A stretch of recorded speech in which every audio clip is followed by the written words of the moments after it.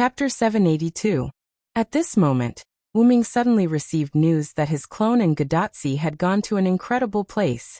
Is it because of the Great Shrine's barrier that caused the teleportation to deviate? Wuming muttered to himself in an extremely soft voice. This was Wuming's oversight. When Wuming had gone to find Ramses II, Ramses II's Great Shrine had blocked Wuming's teleportation gate. Although it was indoors, it was very likely that Ramses II had spread the barrier to the entire Great Shrine complex, or even the surroundings of the complex. Wuming was not surprised. After all, the other party was a top-tier servant. Thus, the teleportation deviation could be said to have been caused by Wuming's negligence. However, with my clone around, there shouldn't be any problems. Although after entering the Atlas courtyard, the connection between the original body and the avatar had weakened a lot, even so, Wuming didn't think that anything would happen to Gadatsi and the others. When his clone had held Gadatsi's hand to pray to Gadatsi, he had attached a command seal to the back of Gadatsi's hand. That command seal could be considered the key to opening Wuming's prized artifact. The clone finally entered the teleportation gate that Gadatsi and the others had used. The moment he entered, the clone changed the destination of the teleportation gate to his prized artifact, Dragonist. When an accident happened, the clone could use that switch to save the situation. Besides, Gadatsi had so many servants. While he did not dare to say that she would be able to take care of everything on her own, it would be a groundless worry if something happened. Thus, Wuming only needed to take care of the matter at hand. Then I'll begin. After Wuming said that, the Skywings seemed to have received some sort of order and collectively retreated. Only Gopril and Bedivere, who was being controlled by Wuming's mental power, remained by Wuming's side. Closing his eyes, Wuming held the hilt of meteor silver with both hands and held it upright in front of his chest as he began to activate his prized artifact. The stars hidden in the world. Wuming's ethereal voice came out of his mouth. Next, Meteor Silver's blade began to emit a silver-white light that illuminated everything around it. Holy sword to annihilate all evil. Cracks appeared on the silver-white blade of the silver meteor sword, and an even purer golden light burst out from the cracks. Don't cover your light. When Wuming finished chanting this sentence, the entire blade of meteor silver instantly shattered with a crack. The golden sword of light that did not have a physical body was born from the destruction. Like a sprout that was about to grow into a towering tree, it constantly floated and grew. The completely shattered blade of meteor silver turned into silver fragments that adhered to the golden sword of light and extended along with it. Inside the holy city's gates, Gawain gulped and immediately ordered the Knights of Solemnity to retreat. He knew that this was not something that they, or even the holy city's gates, could stop. Shine! Finally, like the straw that broke the camel's back, the golden sword of light burst forth once more. A scorching and dazzling radiance illuminating the earth. Gopril and Bedivere, who were next to Wuming, could not help but use their hands to cover their eyes. The radiance of meteor silver was simply too dazzling. Silver meteor, meteor silver splendor. With the final prized artifact, true name Liberation, Wuming swung it down. Whoosh! Like a surging river, the golden light swept toward the holy city's gates like a flood and slammed into them. Boom! The Skywings all closed their eyes and used their wings to cover themselves. Bedivere and Gopril could not help but retreat because of the pressure generated by this attack. Servillo! Bedivere forced his eyes open and looked at Wuming in front of him. Bedivere had never known how powerful Wuming was. This power can definitely save my king. Bedivere prayed, but in the end, because the radiance was too dazzling, Bedivere still closed his eyes. The radiance lasted for a few moments before quickly disappearing. The holy city's gates had already been opened. There was no sign of damage. It was as if the holy city's gates had never been there in the first place. They had completely disappeared. The gates that were defined as evil had been completely removed by the holy sword of justice. Wuming landed on the ground, and Bedivere and Gopril followed him down. After landing on the ground, Bedivere looked through the gates and saw the holy city's interior. The trees were neatly trimmed, and it did not reduce its beauty. The ground was all stone, without any trace of dust. Moreover, the roads were very neatly planned, and even the buildings were bright white, as if they were made of marble. Bedivere could even vaguely see a fountain through the gates. Everything was so beautiful that it was practically an ideal city. Although it was very much like Camelot, it was even more beautiful than Camelot. Bedivere had already begun to understand why people who were not pure could not enter. Letting evil people step into such a beautiful city was simply a stain on it. Of course, it might be better if one ignored the large number of solemn knights and Gawain who had begun to urgently assemble. "Are you ready, Bedivere?" Wuming asked Bedivere without turning his head as he looked at the solemn knights walking out of the gates. There was no doubt that Wuming was asking Bedivere if he was ready to rush into the holy city and face the Lion King. "Yes. Always ready, Sir Villo." Bedivere's eyes became firm as he answered Wuming with a firm tone. "Then let's begin, everyone." At Wuming's command, the skywing species curled into a ball in the sky instantly spread their wings and swooped down collectively, beginning the battle with the solemn knights. On the other side, at Gadatsi's place, time jumped forward. A black-purple ripple appeared somewhere in the desert, and then a girl with orange hair and a girl with a shield appeared from it. These two were naturally Gadatsi and Matthew. Desert? Gadatsi was stunned. Although the Sun King was indeed in the desert, it was impossible for there to be any buildings around. Sir Villo said that he would teleport us to the vicinity of the Sun King's great temple, but I can't see any temples around. Matthew was also quite helpless. Could it be that we came to the wrong place? Before Gadatsi and Matthew could discuss what was going on, there was movement in the portal again. The big sister with the face of Mona Lisa appeared. Did we come to the wrong place? Da Vinci noticed the surroundings as soon as he arrived. "Doctor, are you there?" Gadatsi asked her bracelet. However, no one responded to Gadatsi. "It seems that the desert barrier should have cut off Chaldea's communication again," Matthew said. Although they were prepared for not being able to contact Chaldea, Gadatsi and the others still hoped to be able to contact him. What should we do now? Chapter 783. The portal should be two-way. "Senior, let's hurry back through the portal," Matthew suggested. However, the sound of Hassan and Arash landing on the ground gave Matthew a negative answer. After everyone arrived, the teleportation portal closed instantly. This made Matthew, who proposed the idea of returning now, quite embarrassed, and it also made Hassan and Arash quite embarrassed. They all heard what Matthew said, but since things had come to this point, they could only bite the bullet. Hassan, who jumped out of the portal, landed on one knee. Maintaining the posture of kneeling on one knee, Cursed Wrist Hassan, like Gadatsi and Matthew, was full of doubts about the scene in front of him. Did we come to the wrong place? Although he did hear Matthew's words, Cursed Wrist Hassan did not know why Matthew wanted to go back through the portal. But now Cursed Wrist Hassan almost understood. We should have come to the wrong place. 100 Faces Hassan stood up, took 2 steps and looked around. Quiet Hassan nodded slightly as if he knew her name. As the only archer, Arash made full use of the function of her telescope. The surrounding is a flat desert, there are no sand dunes, and there are no traces of any buildings, Arash said. What do we do now? Arash looked at Gadatsi. Without Wuming, Gadatsi as the master was their leader. Anyway, the portal has been closed. Let's explore the surroundings and see which direction is the Sun King's territory. Immediately afterward, Gadatsi looked at Da Vinci.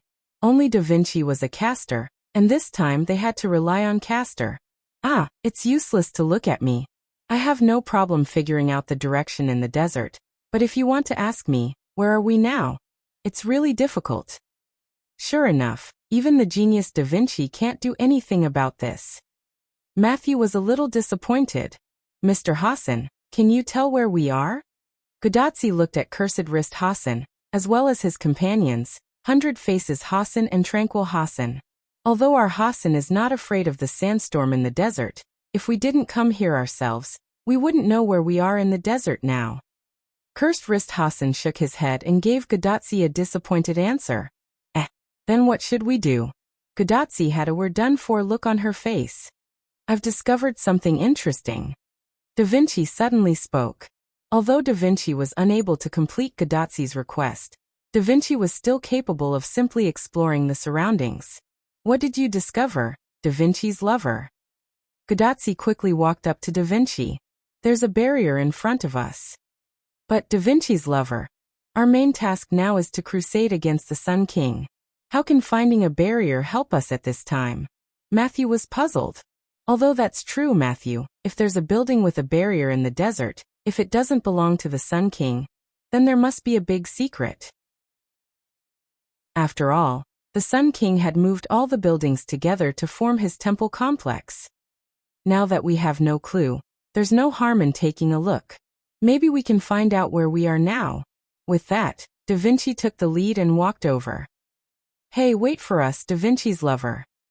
Gudatsi pulled Matthew and quickly caught up. Meanwhile, the three Hassans and Arash looked at each other. What should we do? Cursed Wrist Hassan asked quietly. Follow me. 100 Faces Hassan finished speaking, and with a handsome swing, he followed Gudatsi. Quiet Wrist Hassan followed closely behind 100 Faces Hassan. Indeed, as Ms. Da Vinci said, we can only take one step at a time. Arash smiled and said something to Cursed Wrist Hassan, then quickly followed. I didn't say I wouldn't follow, I just wanted to ask.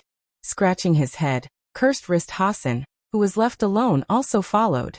Wu Ming's clone in the Dragon Lair space saw the situation outside through the special command seal on the back of Gudatsi's hand. The clone was also very sorry about the unexpected teleportation deviation. However, he was quite interested in the barrier and buried building that Da Vinci mentioned. If it's not Ramses II's building, what could it be? The clone pondered.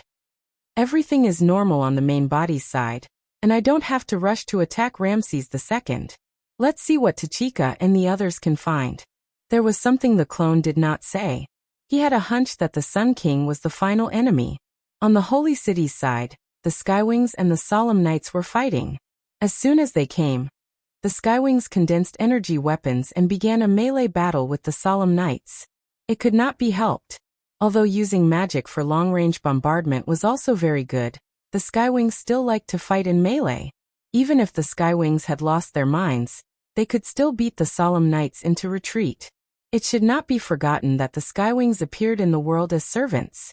Even Berserker was a servant, and it was not in existence that the Solemn Knights could fight against. The Solemn Knights generally relied on numbers to swarm the servants, but this time, their trick was not effective. Although they couldn't count, maybe the number of enemy servants was more than the number of Solemn Knights. However, because the Skywings were all melee fighters, the Solemn Knights could rely on numbers to replace the other party. However, in the current situation, 10 Solemn Knights for one Skywing was quite extravagant and basically impossible.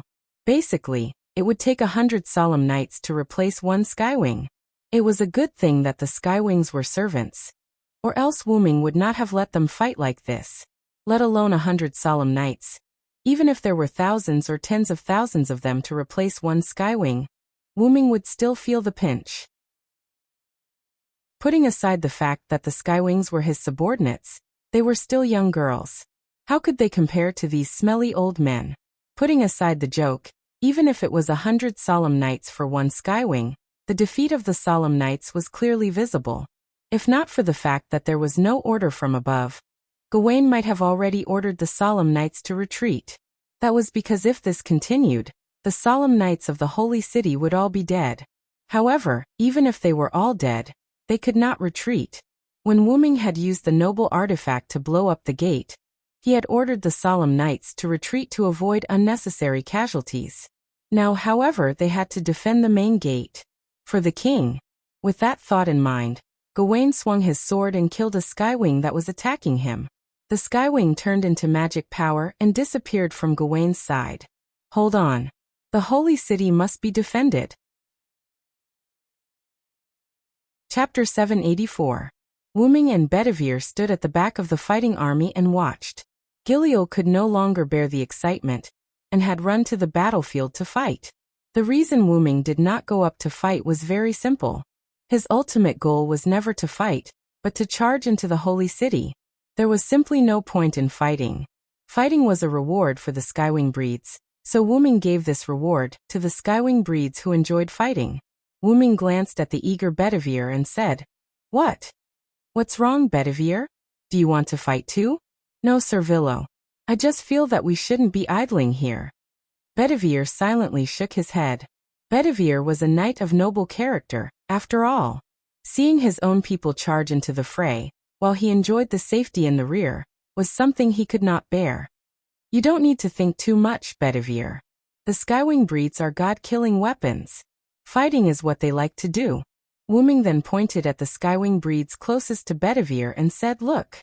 Bedivere looked over, and saw that the Skywing breeds in the midst of fighting was smiling. Not only that, but the Skywing breeds around her were also smiling.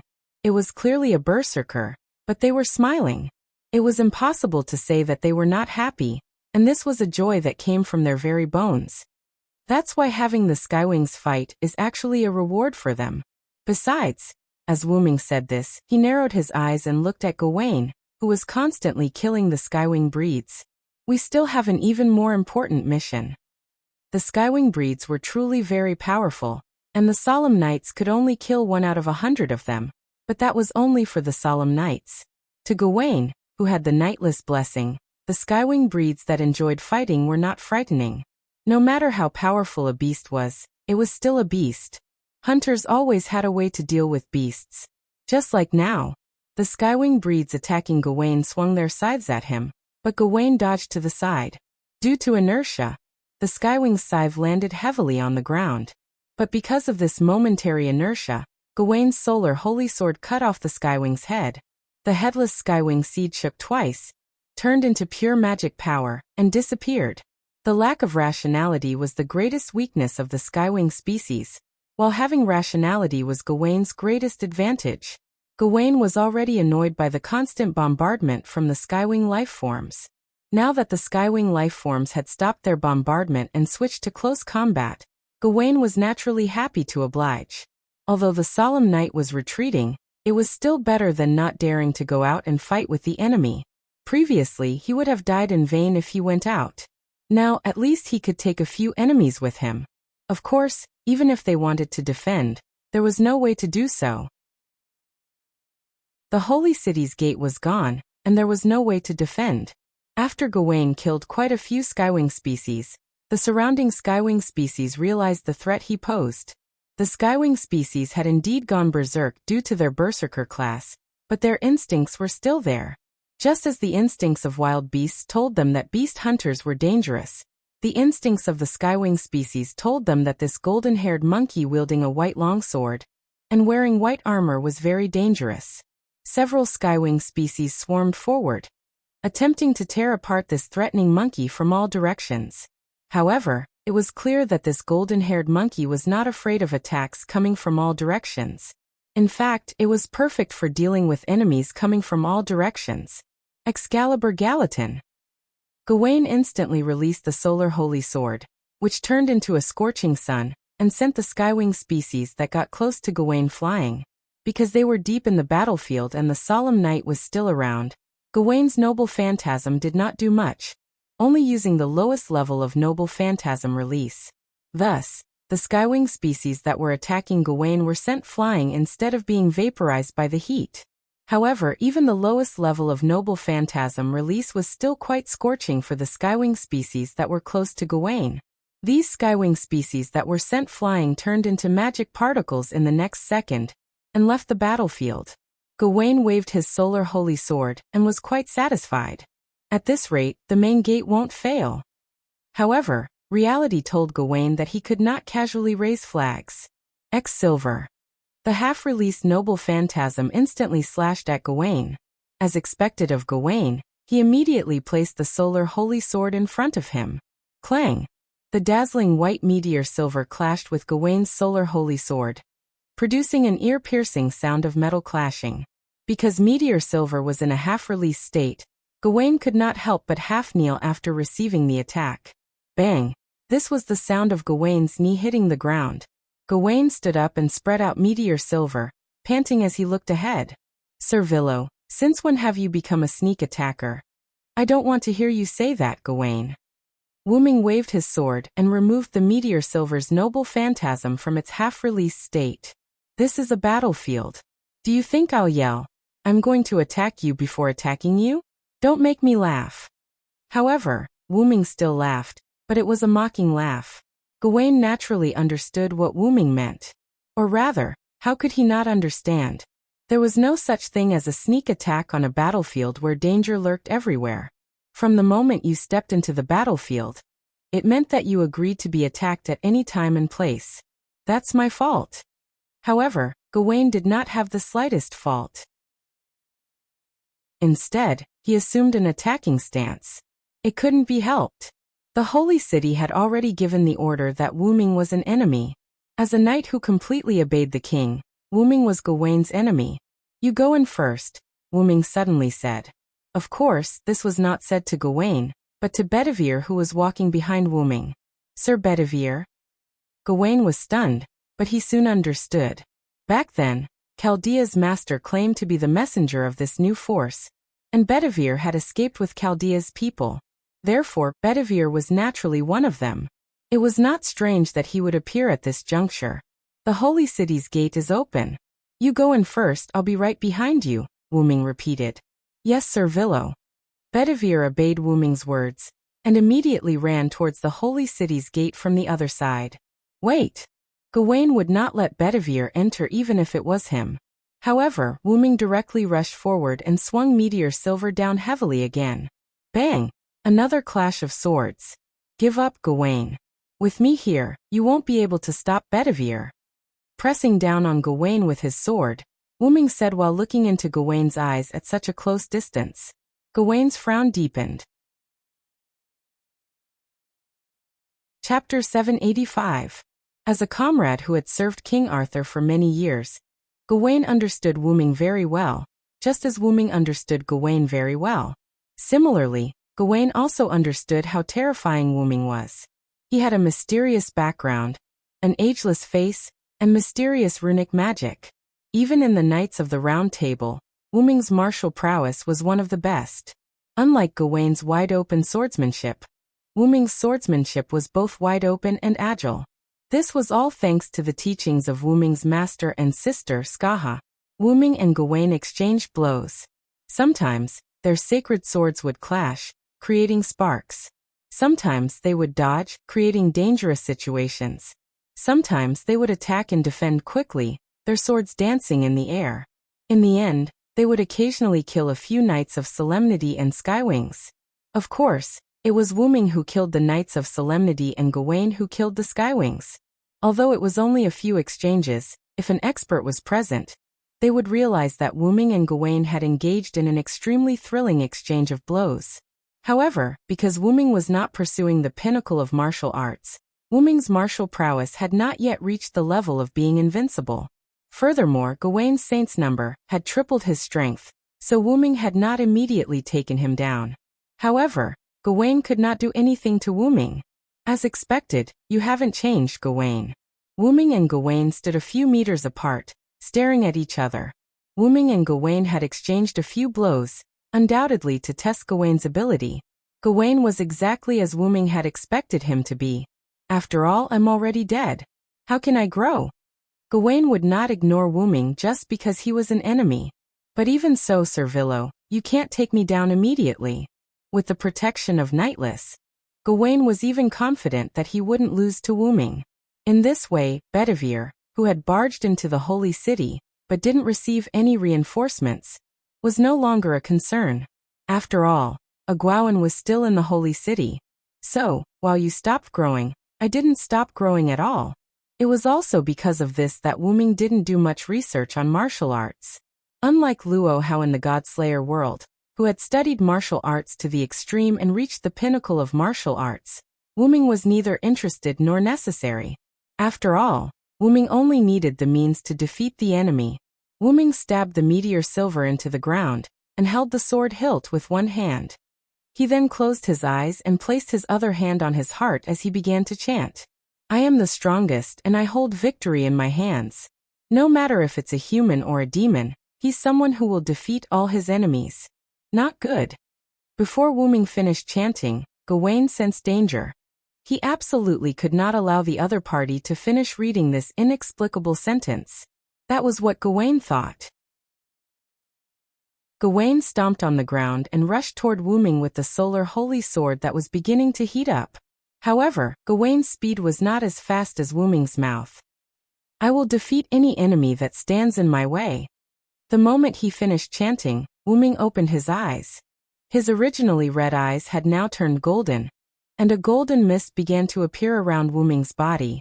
Excalibur Gallatin. Gawain instantly released his noble phantasm and attempted to use it to attack Wu Ming. However, a large golden hand grabbed Gawain's body instantly. The golden mist around Wu Ming began to spread and solidify, forming a golden giant with only the upper half of his body. The hand that grabbed Gawain was none other than the giant's hand. Gawain's noble phantasm exploded in the giant's palm, and the flames of the sun seeped out from the gaps between the giant's fists like fireworks. Immediately after, the giant seemed to stand up, its two legs stepping out of the ground and firmly landing on the ground. Boom! Boom! The giant landed with two loud thuds, causing the Skywings and the Knights of Solemnity to stop in their tracks. That's... How could there be an enemy like that?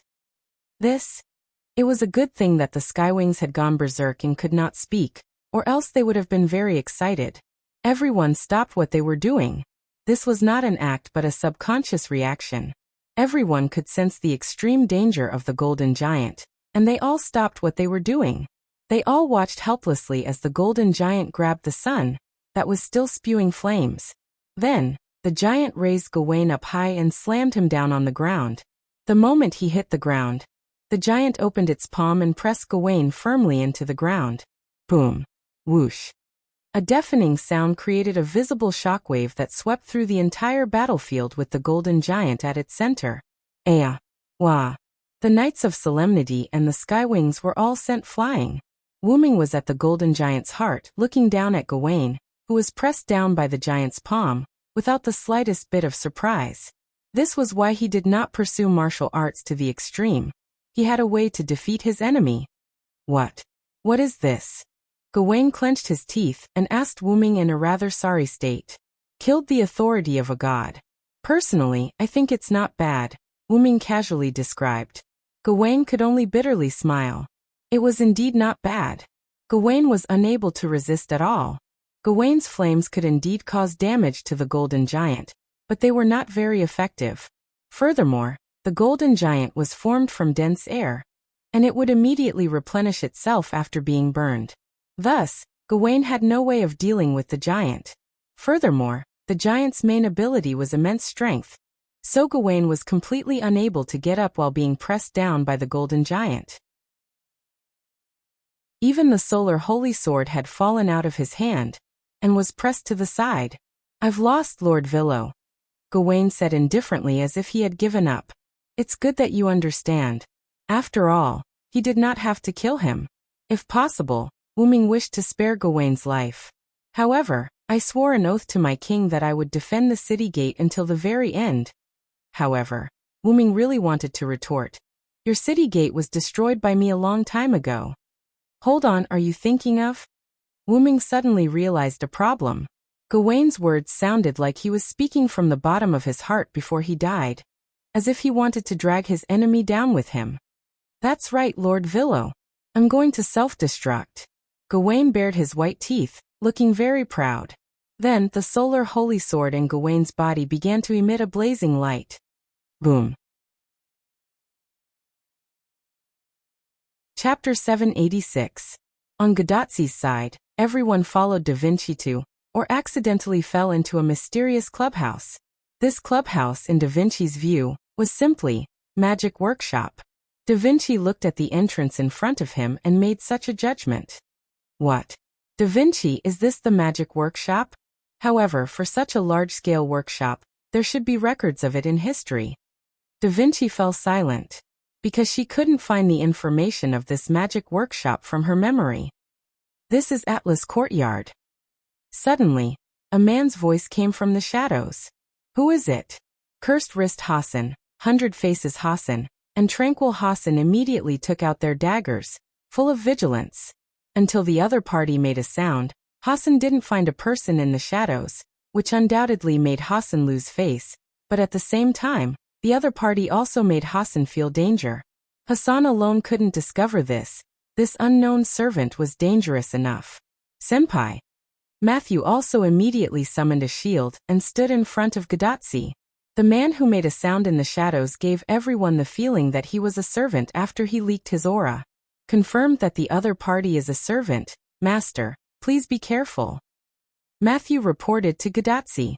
Arash, on the other hand, was not vigilant because of this. Or Arash felt that the other party was not a bad person. Da Vinci Gadatsi just wanted to discuss with Da Vinci, but Da Vinci suddenly shouted as if he was possessed. Atlas Courtyard. Da Vinci took 2 steps forward and looked at the shadows. Is this really Atlas Courtyard? What's wrong with Da Vinci? Where is Atlas Courtyard? Gadatsi knew nothing about it, so she looked at Matthew, who had some understanding of the magic world. Senior, I don't know the details.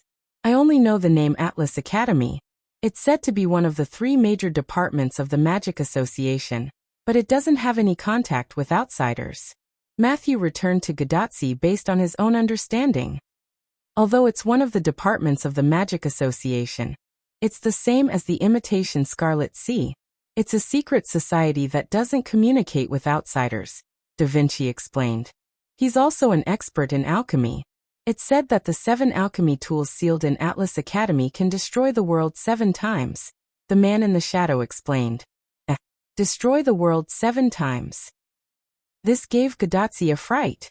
Ignoring Gadatsi's shock for the time being, Da Vinci revealed another secret.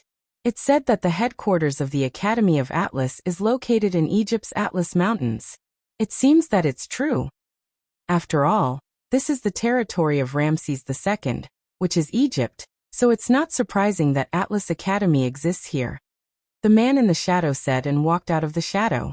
He was wearing a suit like an English gentleman, holding a decorative cane in one hand, and a rather old pipe in the other hand, and a detective's face. Nice to meet you, everyone from Chaldea, Hassan, and the great hero of West Asia, Mr. Arash. The man with the pipe said everyone's identity as soon as he opened his mouth. This caused everyone to suck in a breath of cold air. Although the other party didn't completely say the name of Gadatsi, since he could say the name of Chaldea, then he should know the name. The other party should say it for brevity. I'm sorry for forgetting to introduce myself. The man with the pipe showed a rather sorry smile, and then began to introduce himself. I am Sherlock Holmes, a caster servant. Nice to meet you, the last master of Chaldea, Rika Fujimaru. This time, the other party said the name of Gadatsi, but that was not the point. The point was the other party's real name, which shocked Gadatsi and the others. Sherlock Holmes. At the gate of the Holy City, the big explosion caused by Gawain's self-explosion swept almost half of the battlefield. It could only be said that he deserved to be called the Sun Knight. His self-explosion was like a burning sun. It completely turned into a red fireball burning on the flat ground in front of the Holy City. However, this sun explosion only lasted for a short while, and soon the fireball disappeared, and the explosion stopped. However, the entire battlefield was destroyed, because the Holy City was protected by the city walls. Other than the street without the city gate that had turned black and melted, the walls of the Holy City were just like bricks that had been severely burned by the flames. There was basically no major problem. On the flat ground in front of the Holy City, there were no jagged holes, only a huge semicircular pit, which was mainly caused by the fireball. The huge pit was filled with magma, and the high temperature had caused the ground to melt. Whether it was soil, rocks, minerals, or anything else, they had all melted together to form this magma. It was also because of the explosion of the sun that the Knights of Solemnity were basically all dead, and only a few Knights of Solemnity who were far away from the explosion were still alive. In other words, their bodies were still there, but they had already lost their vitality inside their armor. The moisture in their bodies had been completely dried up, which was the fate of the Knights of Solemnity at the very edge. Compared to the Knights of Solemnity, the Skywings were both better and worse. Most of the Skywings, like most of the Knights of Solemnity, were instantly melted by the explosion of the sun and left the battlefield. However, because they were servants, the Skywings at the very edge were not as dried up as the Knights of Solemnity. Instead, they stubbornly survived. However, they were basically injured to the point where they couldn't continue fighting. Wu Ming had been at the very center of the explosion, and had indeed disappeared. In the center of the huge pit, in the slowly condensing magma, a golden hand suddenly extended out of the magma. Immediately after, a golden giant crawled out of the magma as if it had crawled out of a quagmire, but only half of its body was visible. Then, the golden giant's head evaporated like gas, and a figure flew out. This figure was none other than Wu Ming. Why do all of them like to self-destruct? Wu Ming was particularly perplexed by this point. To be honest, Wu Ming had encountered many enemies who liked to self-destruct, such as Shitendaji of the Winterwood Peculiarity, Ibaraki Boy of the American Peculiarity, and Mordred at the entrance of Higashi Village. But to be honest, self-destructing isn't a bad method. Wu Ming chuckled. This was none other than Lord Hyunryong, who had used a different kind of self-destruct on Gorgonback at the Mesopotamia Singularity. However, thanks to Gawain, another one of my clones has lost its effectiveness. Chapter 787. Wu Ming turned to look at the headless golden giant in the lava. After the golden giant spat out Wu Ming, its body began to turn into golden particles and gradually dissipate. Wu Ming, who was completely protected by the giant, was unscathed, but his avatar had been rendered useless. However, it was not as if there was no good news. The solemn knights of the Holy City had basically been wiped out, and while the Skywings had also suffered heavy casualties, they had only lost their avatars. Their main bodies were completely unharmed. Meanwhile, Wu Ming had used an avatar to exchange for Gawain, the gatekeeping general. Thus, overall, it was not a loss, and from the overall situation, the Holy City did not have many servants left. Meanwhile, on Wu Ming's side, putting aside the fact that the Skywing army had suffered heavy casualties from Gawain's self-destruction, Gopral had yet to leave. With that thought in mind, Wu Ming began to search for Gopral's figure. Cough, cough, cough. Cough, cough. What was that fireball? It came out of nowhere. Gopral's calves and feet were connected to her thighs as she sat on the ground in a rather sorry state, shaking her head that had been blasted by the explosion. Don't look at how Gopral's body was covered in dust, and looked like she had been roasted into charcoal. However, Gopral was completely fine. No, to be more precise, she had completely recovered from her injuries. With the support of the Vitality Avatar, no matter how severe her injuries were, as long as Gopral had not been completely reduced to ashes, she would be able to fully recover in no time. When Gawain self-destructed, while Gopral was not in the center, she was still within the range of the explosion, so she had suffered quite a bit of burn damage. However, in that moment of chaos, Gopral's injuries had completely healed by relying on the power of the Vitality Avatar. After coming back to her senses, Gopral looked at her body and saw that she had no other injuries aside from a little black. She immediately began to laugh. Speaking of which, Master's power is really useful. Bang. However, Wu Ming gave her another blow to the head. Ouch! Gilio cried out in pain as she clutched her head with tears in her eyes. What are you laughing at? Clean yourself up and get ready to enter the Holy City with me. I know, Master. Gilio puffed up her cheeks and wiped the tears from the corner of her eyes.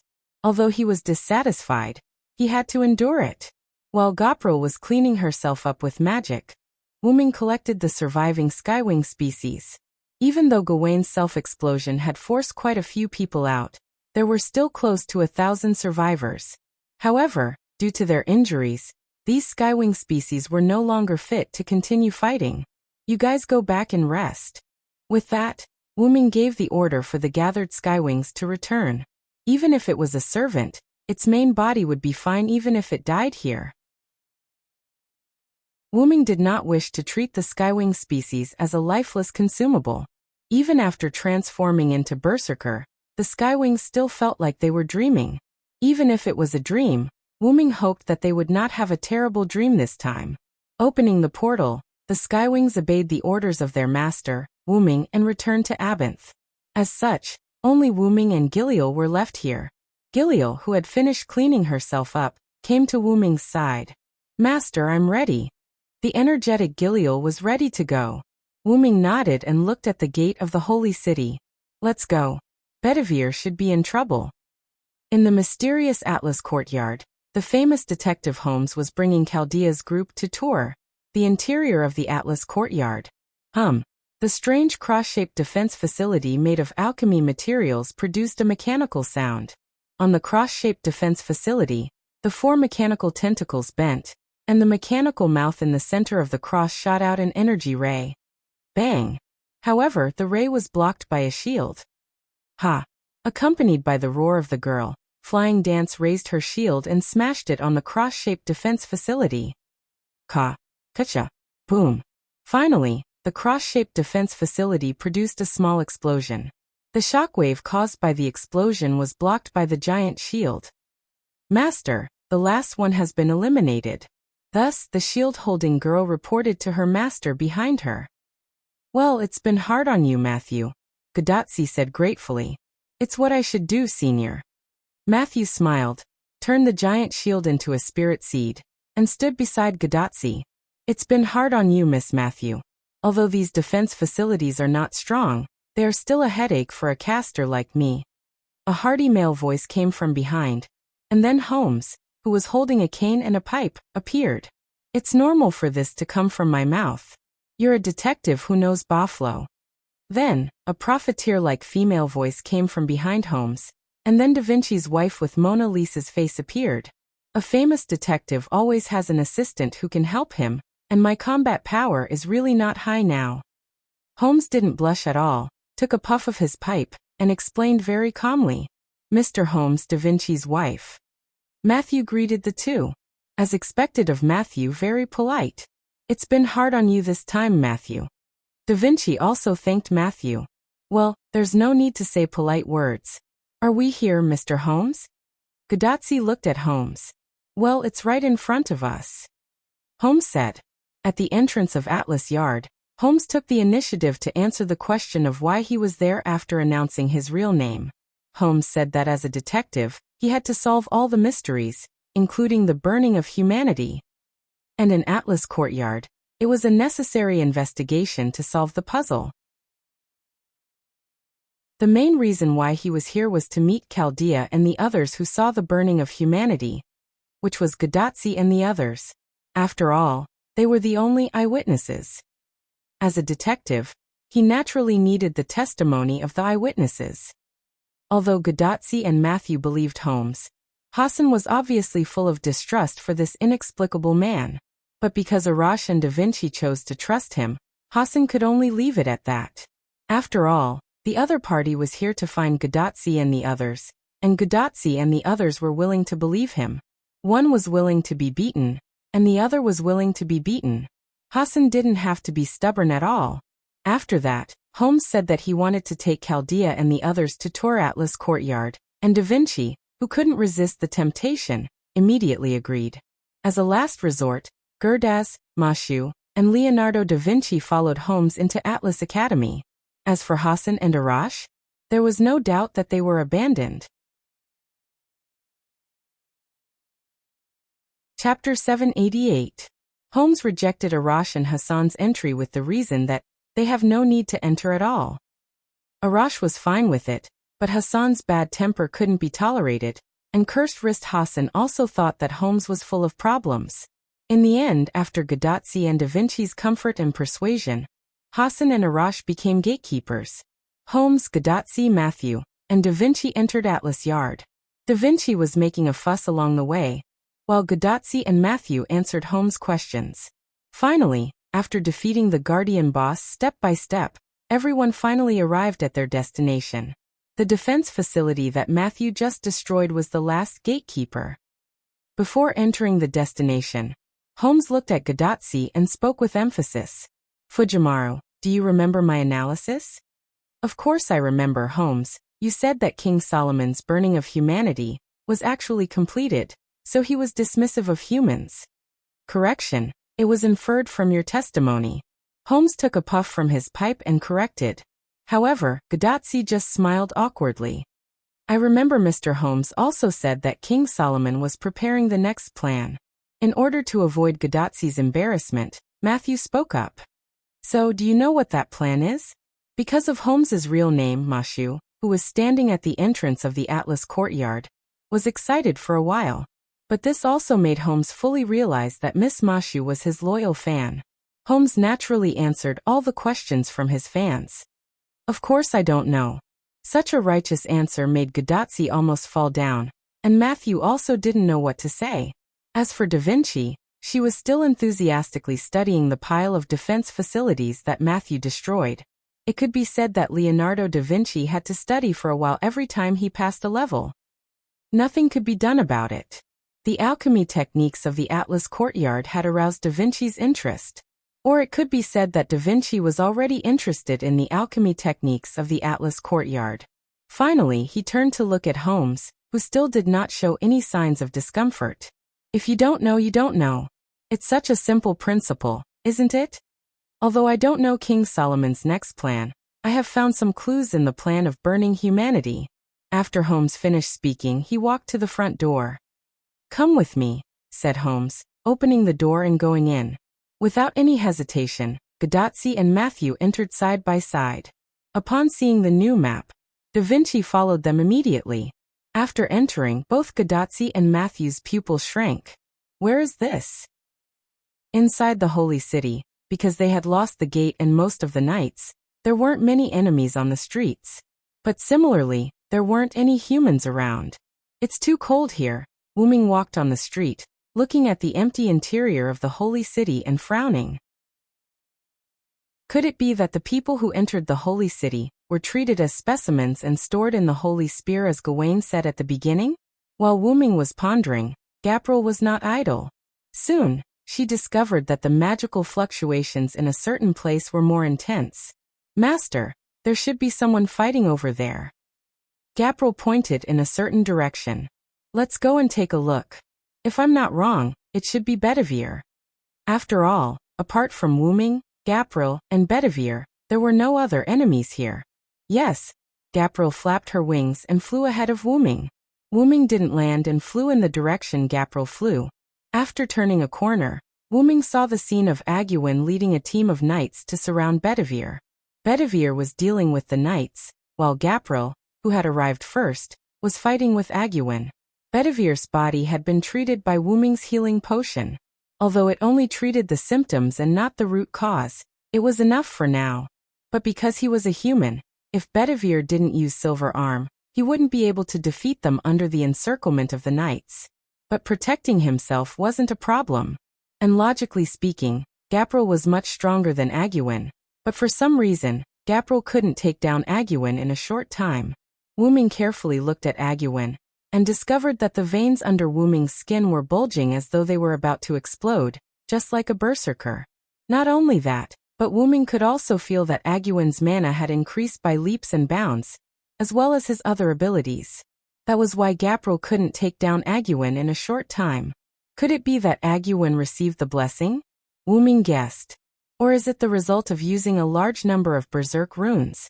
Apart from receiving the blessing of the Lion King's Holy Grail, using a large number of berserk runes could also reach Aguin's current state. But it's only a dead end. Wu Ming helplessly shook his head. Then, Wu Ming took out meteor silver from his noble artifact space and rushed towards Aguin. And Aguin had already discovered Wu Ming the moment he appeared, but because of Gabriel's entanglement, Aguin couldn't pay attention to Wu Ming. And Wu Ming actually rushed forward himself, which was completely in line with Aguin's intentions. Villo!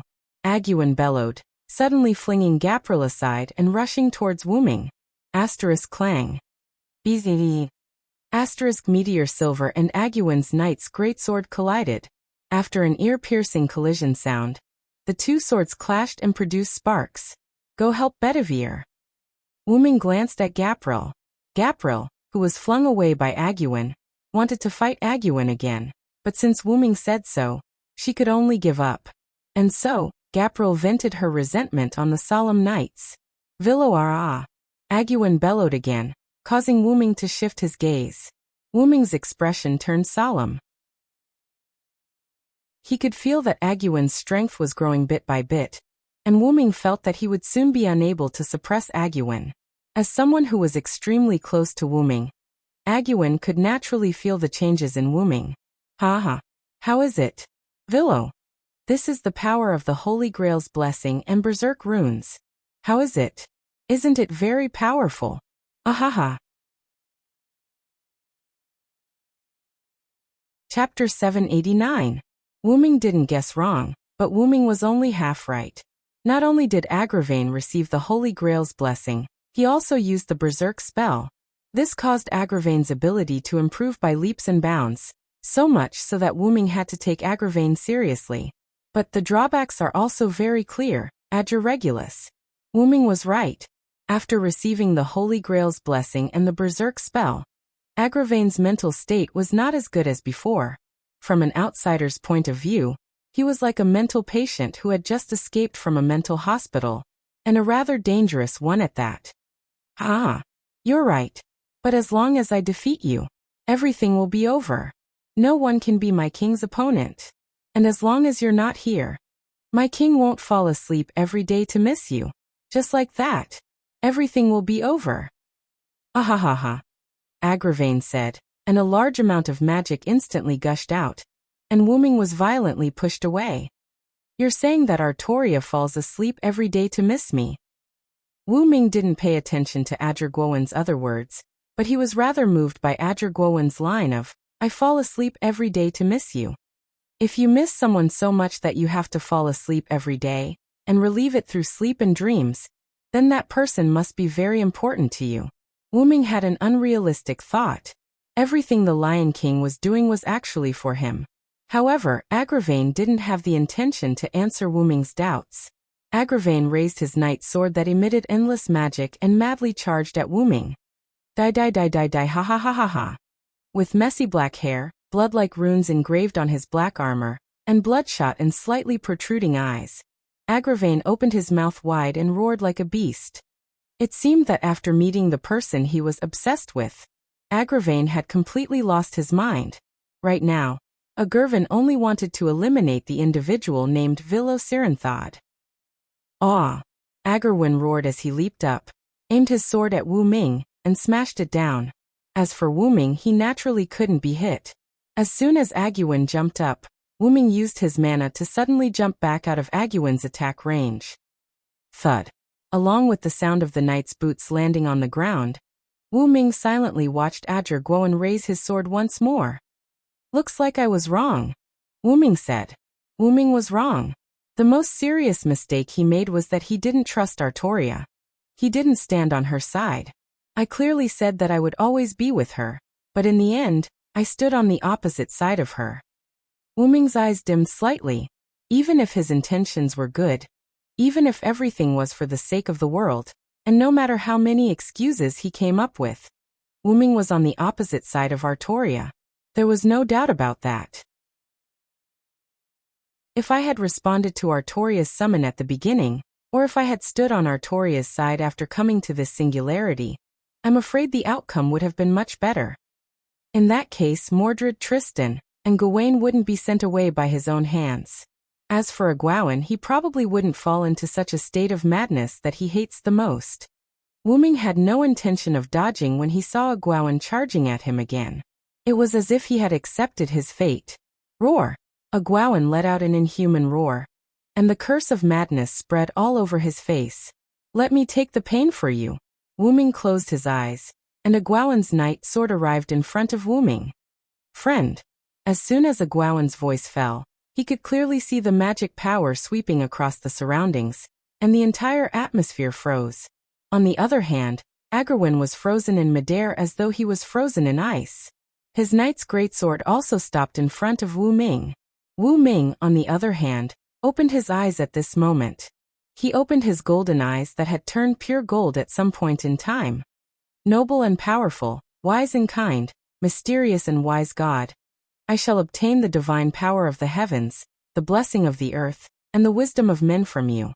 Thus, I shall become a miracle and lead the world to the dawn. Wu Ming's godlike words came out of his mouth, mysterious and profound. Magician incarnation, activate. He placed his hand on Egwene's night sword, and without saying a word he squeezed it gently. With the help of a magic circle that faintly flashed, Egwene's night sword instantly turned into dust and disappeared with the wind. Crush! Wu Ming spoke out the name of the spell he was using as if he was the first to speak. It was as simple as the name itself. Crush. Wu Ming waved his hand, and with the support of Magician Incarnation, several lune runes appeared in the air and attached themselves to Guowen's body. The runes had the effects of awaken, dispel, and purify. In addition to the support of Magician Incarnation, the effect was even more outstanding. In just an instant, the scarlet runes on Guowen's body disappeared completely. However, what was more serious was that Guowen's armor was almost completely shattered, and Guowen's body was also shattered. Wu Ming retracted his magic power, and Guowen fell to the ground. Villo. Sir. Guowen looked at Wu Ming weakly. You defeated me again. Huh. Guowen wanted to laugh at himself, but in the end he was too weak to do so. At the same time, Guowen's body was also gradually dissipating. That was the precursor to his exit. The blessing of the Holy Grail and a large number of berserk runes with serious side effects had already caused Guowen's spirit base to start collapsing. When Guowen said that everything would be over, he was actually referring to himself. Vero. Lord. I am truly envious of you being able to accompany my king. Guowen's body began to crumble even faster as he forced himself to finish his last sentence. I really hope to be able to defeat you once. As soon as he finished speaking, there was nothing left in front of Wu Ming. Only bits of blue light were left, and they disappeared with the wind. Chapter 790. Gudatsi and Matthew, who followed Holmes into the room, were stunned, because the room in front of them was very similar to Chaldea's control room. This is Chaldea? What the hell is going on? Gudatsi held her head in shock. This was an empty Chaldea control room without any equipment such as the Chaldea lens and the Shiba lens. There was also no ceiling. Although Matthew was not as shocked as Gudatsi, he was still very shocked. No, sir, although this place is very similar to Chaldea's control room, this is not Chaldea. Holmes was not surprised that Matthew could make such a judgment. Because, although this place was very similar to Chaldea's control room, in many aspects, this place was completely different from Chaldea's control room. After all, as mentioned before, this place was very similar to Chaldea's control room. Miss Matthew's judgment is very correct, and instead of saying that this place is very similar to Chaldea's control room, it's better to say that Chaldea is very similar to this place. With a hearty smile on his face, Holmes explained to Matthew and Gudatsi. Then he walked to the center of the control room. At this time Da Vinci also spoke. Ah, you still don't know. Da Vinci was not shocked at all, as if he already knew. There is such a rumor in Chaldea. Da Vinci smiled mysteriously, then continued. It is said that the Chaldea control room was designed according to the workshop in Atlas Courtyard. What? Gudatsi and Matthew were both stunned. They really did not know this news. Although they more or less did not believe Da Vinci's so-called rumor, such a rumor was probably only known by the higher-ups of Chaldea. However, what Da Vinci said was not unreasonable. Now that this singularity was older than Chaldea, then there must be Atlas Courtyard first, and then Chaldea control room. In this case, if there must be a distinction between who came first, it must be Atlas Courtyard first and Chaldea second. Da Vinci is right. Chaldea's control room was indeed modeled after Atlas Courtyard, or it was with the help of Chaldea Courtyard that Chaldea was established. Holmes followed Da Vinci's words. I'm curious how you know so much. Da Vinci narrowed his eyes. Even she, the second servant of Chaldea, didn't know Chaldea very well, but Holmes knew Chaldea's affairs, as if he was the mastermind behind the scenes. Ha ha ha, because this is Atlas Courtyard, there is nothing that can't escape. At this point Holmes changed his words. Except for that, everything in this world can't escape the records here. Holmes said, pointing to the 3 giant stone tablets standing in this place. Because it was open air, the sun scattered here and shone on the 3 towering giant stone tablets. 3-pointed Hermes. Da Vinci slowly read the names of the 3 giant stone tablets. 3-pointed Hermes. Matthew took a deep breath. 3-pointed Hermes. Gudatsi was the same, but Gudatsi was not finished yet. What is that? Inside the holy city, on the street near the central holy tower, Wuming, Jillian, and Bedivere flew, side by side on it. When Wuming used magician incarnation, the surrounding solemn night had been stunned by the magic power released by Wuming. The result of the solemn night was naturally taken care of by Jillian and Bedivere. As a result, the three people who were no longer blocked set foot on the road to the central holy tower. "Master, are you okay?" Jillian floated beside Wuming and asked cautiously. Since Aguan's exit, Wuming's whole person changed slightly. Jillian couldn't tell the change in Wuming, but she could feel it. Wuming shook his head, indicating that he was fine. Bedivere also saw the change in Wuming. So Bedivere spoke. "Master Villo, why don't you take the holy sword?" Before Bedivere could finish, Wuming stretched out his hand, indicating that Bedivere should stop talking. "I'm fine, Bedivere. You have to return the holy sword yourself. Your 1,000 years of waiting is not something I can replace." Hearing that, Bedivere's face became firm and showed an affirmative expression. After that, Wuming stopped, and so did Jillian and Bedivere, because they had reached the foot of the holy tower. "Let's go, Bedivere." Wuming called out to Bedivere and started walking.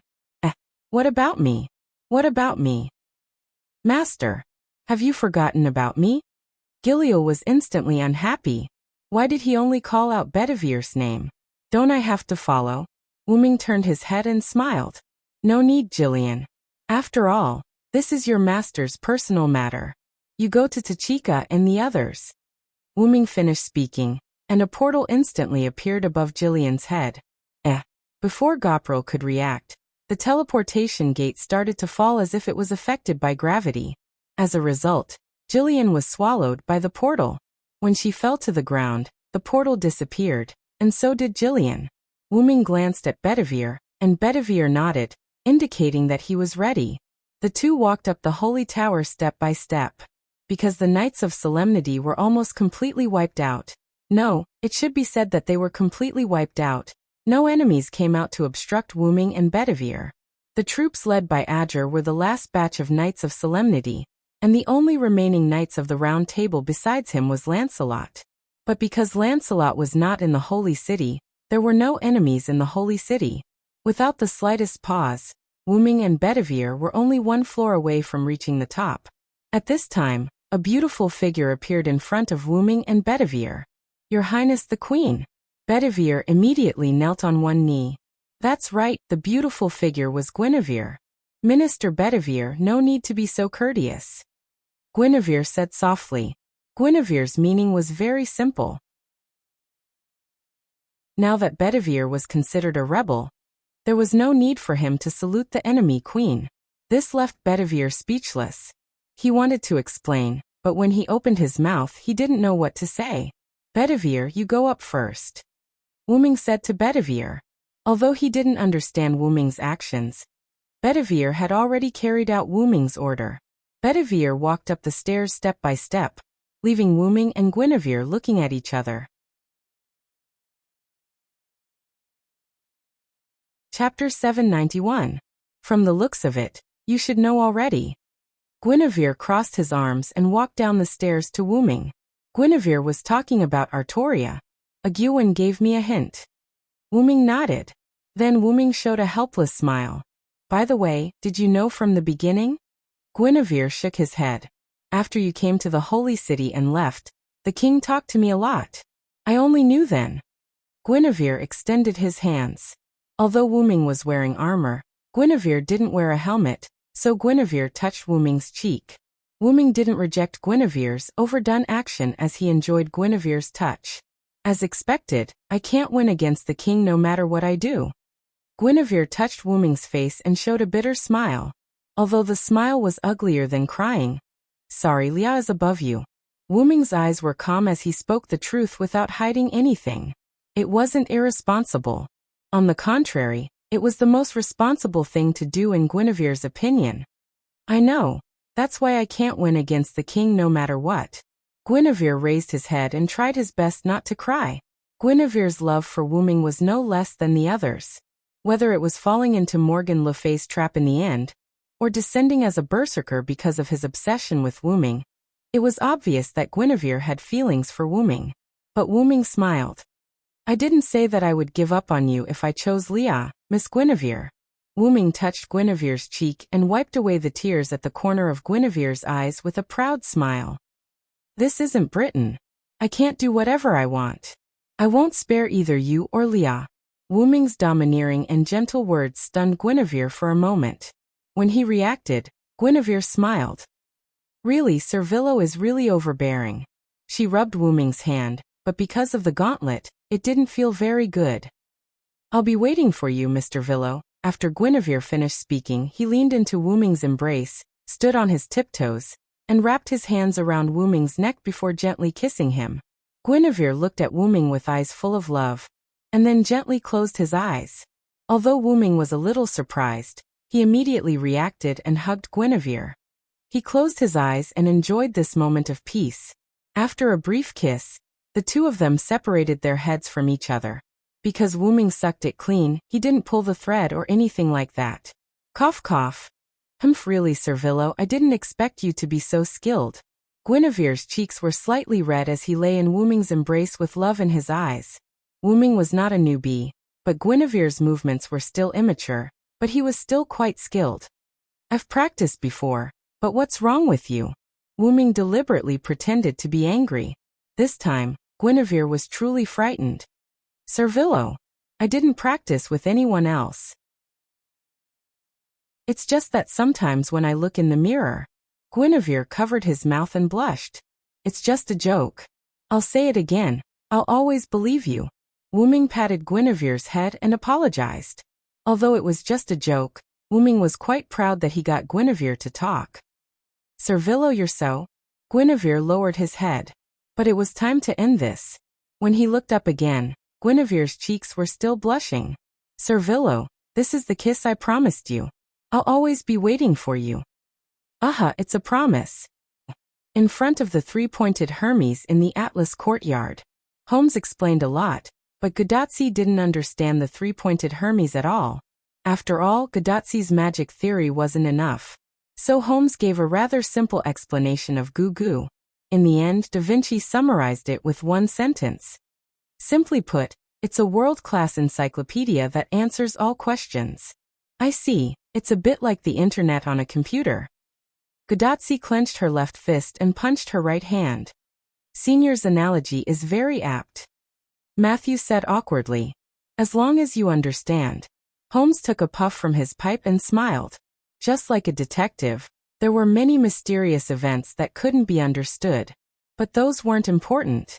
As long as there were completely reliable clues and logical reasoning, the famous detective could find the murderer. It was as simple as 1 + 1 is equal to 2. Although sometimes it was equal to 3.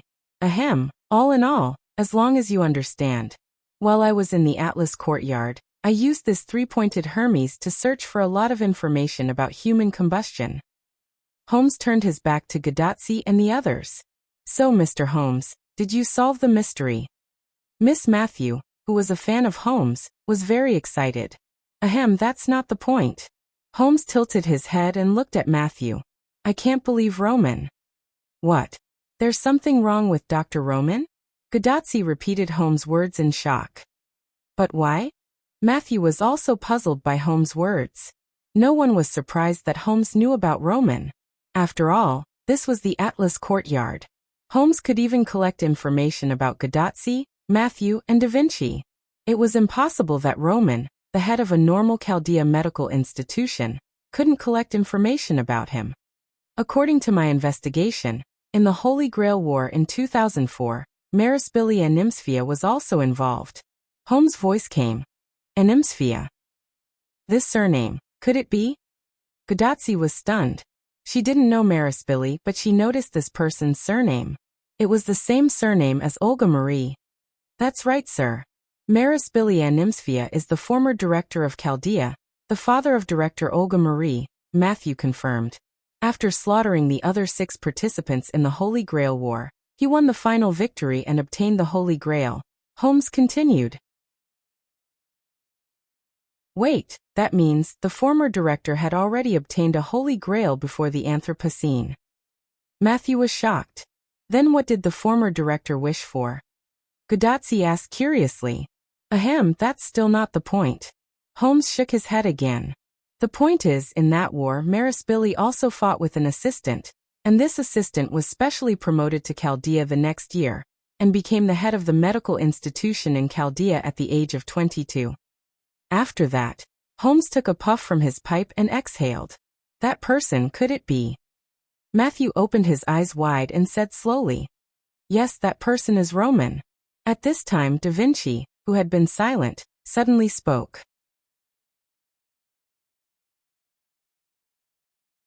Chapter 792.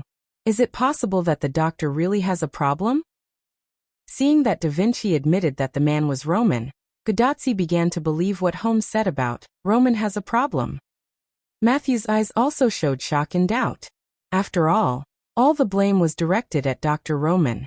No, Holmes' reasoning is completely wrong. Da Vinci's words were rather cruel, as if he was defending Holmes for suspecting Roman.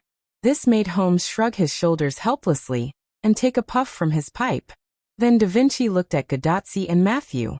Tachika, Matthew, I can only tell you that although Roman has his own secrets, he is absolutely not a problem. You have to remember this. Da Vinci's sapphire-like eyes were full of seriousness. Being looked at by these serious eyes, Gudatsi and Matthew's body could not help but tighten. Immediately, Gudatsi immediately reacted. Yes, Da Vinci. I'll remember it. Gudatsi stood up straight and answered Leonardo da Vinci seriously. I also remember, Da Vinci. I'm sorry that we have doubts about Dr. Roman. Matthew was quite guilty, and his small head could not help but lower. Don't feel guilty, Matthew. All of this is related to Holmes' reasoning error. If you want to blame someone, blame him. Da Vinci said the most terrible words with the most beautiful face. How I really appreciate that.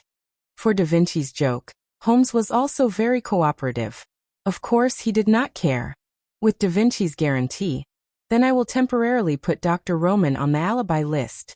After all, with the three-pointed Hermes, Holmes also knew that as one of the first servants to appear in Chaldea, Da Vinci was a founding father-level figure. Since there was Da Vinci's guarantee, it was not impossible to believe Roman for the time being. However, Roman was still under Holmes' suspicion. After all, Holmes had said for now. Oh right. Gudatsi suddenly shouted. Mr. Holmes, can this three-pointed Hermes help us find the location of the Sun King? Gudatsi suddenly had an idea. After all, their purpose in coming to the desert this time was not to look for the Atras Academy, but to conquer the Sun King. After all, Sherlock Holmes had said that apart from a certain existence that could not be recorded by the three-pointed Hermes, everything in this world was recorded by the three-pointed Hermes. In that case, it should be possible to get Holmes to help find out where the Sun King was. Don't worry about that. Someone will take you to the Sun King later. Holmes laughed heartily. Will someone take us there? Gudatsi didn't understand. She couldn't imagine who would take them to the Sun King. Well, it's time for you to go. Holmes didn't continue to explain to Gudatsi, and started to drive them away. Mr. Holmes, are you not going to come with us? Matthew opened his big eyes and looked puzzled. According to the past practice, new friendly servants should act together with them. I won't. I still have some things to do here. Holmes refused. Since Holmes said so, Gudatsi and others couldn't say anything more. After looking at Da Vinci, who nodded in agreement, Gudatsi, Matthew, and Da Vinci left and returned to the entrance of Atras Academy. After Gudatsi and others left, Holmes took a puff from his pipe and puffed out the smoke in his mouth. So let's start a new round of reasoning, my friend. Holmes turned his head, and a silver-white figure was reflected in Holmes' retina. In the central tower of the Holy City, Wuming didn't delay at all. After saying goodbye to Guinevere, he went to the highest floor. What was reflected in Wuming's eyes was Bedivere, who was kneeling on one knee as if he was offering something. With a satisfied expression, his body turned into debris and was blown away by the wind from afar. And in front of the broken Bedivere, there was no doubt that the fully armed Lion King, Artoria Pendragon. Although Wuming wasn't very clear about what Bedivere did during the time when he didn't come up, he could guess it even if he guessed. Return the Holy Sword. Only by returning the holy sword, Bedivere, who had lost his obsession, would his body, which had lived for thousands of years, collapse. After all, the human body will undoubtedly turn into dust after thousands of years. But in this way, after returning the holy sword, Artoria's holy spear should also disappear. Anyway, Wuming didn't see the holy spear in Artoria's hand. Villo, no, I should call you Wuming, right? Artoria, who was fully armed and whose face couldn't be seen, said while disarming her armor. She was still wearing the revealing blue tights and a small red cloak on the collar. But the point was that Artoria's eyes, which were originally shining, had lost its light. It wasn't the so-called highlight, but it felt different. The original Lion King Artoria was like a goddess, but now, Artoria's goddess aura had basically completely disappeared. Instead, she was more like a king who understood people's hearts. Well, she understood people's hearts in all aspects. Leah, I'm sorry. For Artoria to be able to say Wuming's name, Wuming wasn't surprised at all. Although it was a long time ago, Wuming still remembered that Wuming once told Artoria his name. Artoria didn't react to Wuming's apology. After all, she had grown up and was no longer the little girl who didn't understand people's hearts. I don't accept your apology, Artoria said righteously and frankly. Well, Wuming was speechless, but it was also within Wuming's expectations. It wasn't that Artoria didn't accept Wuming's apology, but because Wuming was prepared for any response from Artoria, whether positive or negative. After all, no matter if she was a girl or a queen, as long as she was a woman, her thoughts and actions were not something you could understand in a short time. I'm sorry, I'll let you do whatever you want, but please let me know before I die, Wuming said as he walked toward Artoria. The plan you prepared, is it really for me? However, Artoria was thinking about Peach. Of course not.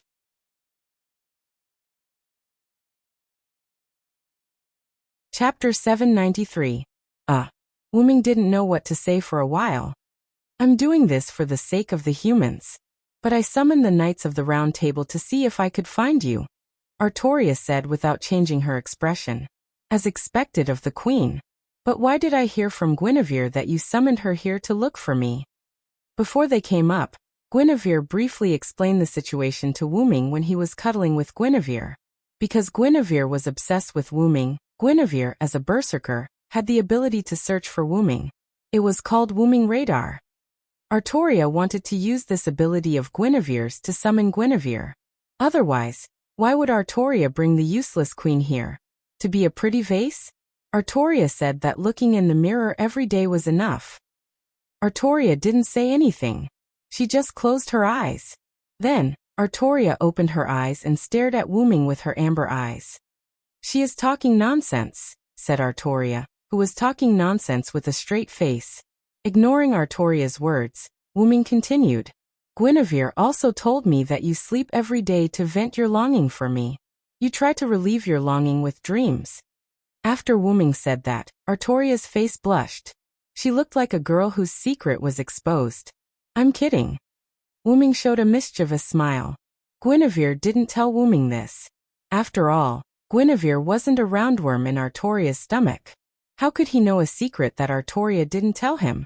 Wuming's words made Artoria speechless. If it was the younger me, I'd probably be mad at you right now, Artoria said with nostalgia. Of course, Artoria was referring to the younger me, before she became a queen. Maybe I won't be mad at you like a little girl anymore. As a queen, she had to look at the big picture. No matter what, as a queen, she had to be steady and reliable. Artoria, who wanted to become an ideal queen, had already met her ideal requirements. So what? Wuming didn't think there was anything wrong with Artoria like this. As long as we love each other, nothing is a problem. Walking in front of Artoria, Wuming put on his most perfect smile. Artoria also smiled. Artoria, with the corners of her mouth slightly raised, looked quite handsome and beautiful at this moment. As expected, you can only be my queen. Guinevere had no choice but to step aside. Artoria said as she grabbed Wuming's armor by the collar and pulled him in front of her. Wait a minute, Liayu. Staring at Artoria, who was about to kiss him and savor her sweet scent, Wuming blushed for the first time. As a queen, I don't care about small things. I want to admit that I miss you, because I want you to be my queen, Artoria said in a domineering tone. Wu Ming was stunned. Know this, but Wu Ming was at a loss for words. He did not know what to say. Normally, such words would be said by a man like him, as expected of a queen. It's useless to say more. This is a punishment for not being on my side. It's also compensation for missing you, Artoria said as she kissed Wu Ming. Wu Ming was stunned because he was kissed by force. But he immediately reacted. After all, he had to take the initiative for this kind of thing. He took off the armor and hugged Artoria. Wu Ming began a new enjoyment. However, before the two could go deeper, a terrifying lightning strike was launched from a distance. The target was the location of Wu Ming and Artoria, the tallest holy tower in the holy city. A violent explosion occurred. Boom! In a desert pit, at the entrance of the Atlas courtyard, Hassan and Cursed Wrist Hassan paced back and forth uneasily. Quiet Hassan was quietly squatting in the corner, but the anxiety in his eyes was no less than the other two Hassans. Arash, on the other hand, came to the sandpit rather calmly and carefully investigated the situation nearby. After a round of investigation, Arash walked down the sandpit and began to rest. It was a shift change. Because there was no need for everyone to investigate together, they agreed to do it one by one so that the other servants could also rest. What's wrong, everyone? Are you still worried? Arash saw the look on Hassan's faces and said in a cheerful tone, trying to pull everyone out of their depression. Well, after all, that Holmes is very suspicious. Cursed Wrist Hassan stood up, and then it was his turn to investigate the surroundings. Master Chaldea, they just went in with him. It was a reckless move. Hassan's tone was a bit harsh. Wasn't that right? He was worried about their safety, so he followed them. In the end, he was rejected. Anyone would probably be angry. But Master Tachika and the others seemed to trust that Wu Ming quite a bit. Because the other party had a good relationship with Wu Ming, he was also respected by Quiet Hassan. Well, Ms. Da Vinci and Ms. Matthew are very reliable servants. They will be fine. Arash comforted everyone. I hope so. Cursed Wrist Hassan said, jumped into the sandpit, and began to investigate. Hassan and Quiet Hassan did not speak again. Although Arash did not know these two, he also knew that these two did not like to talk, so he sat down and rested. Just then, the door of the Atlas courtyard opened. Gudatsi, Matthew, and Da Vinci drove out in two trucks with messy things. This made Big Face Hassan, Quiet Hassan, and Arash startled. They thought that something had run out of the Atlas courtyard. Hey everyone, Da Vinci is back.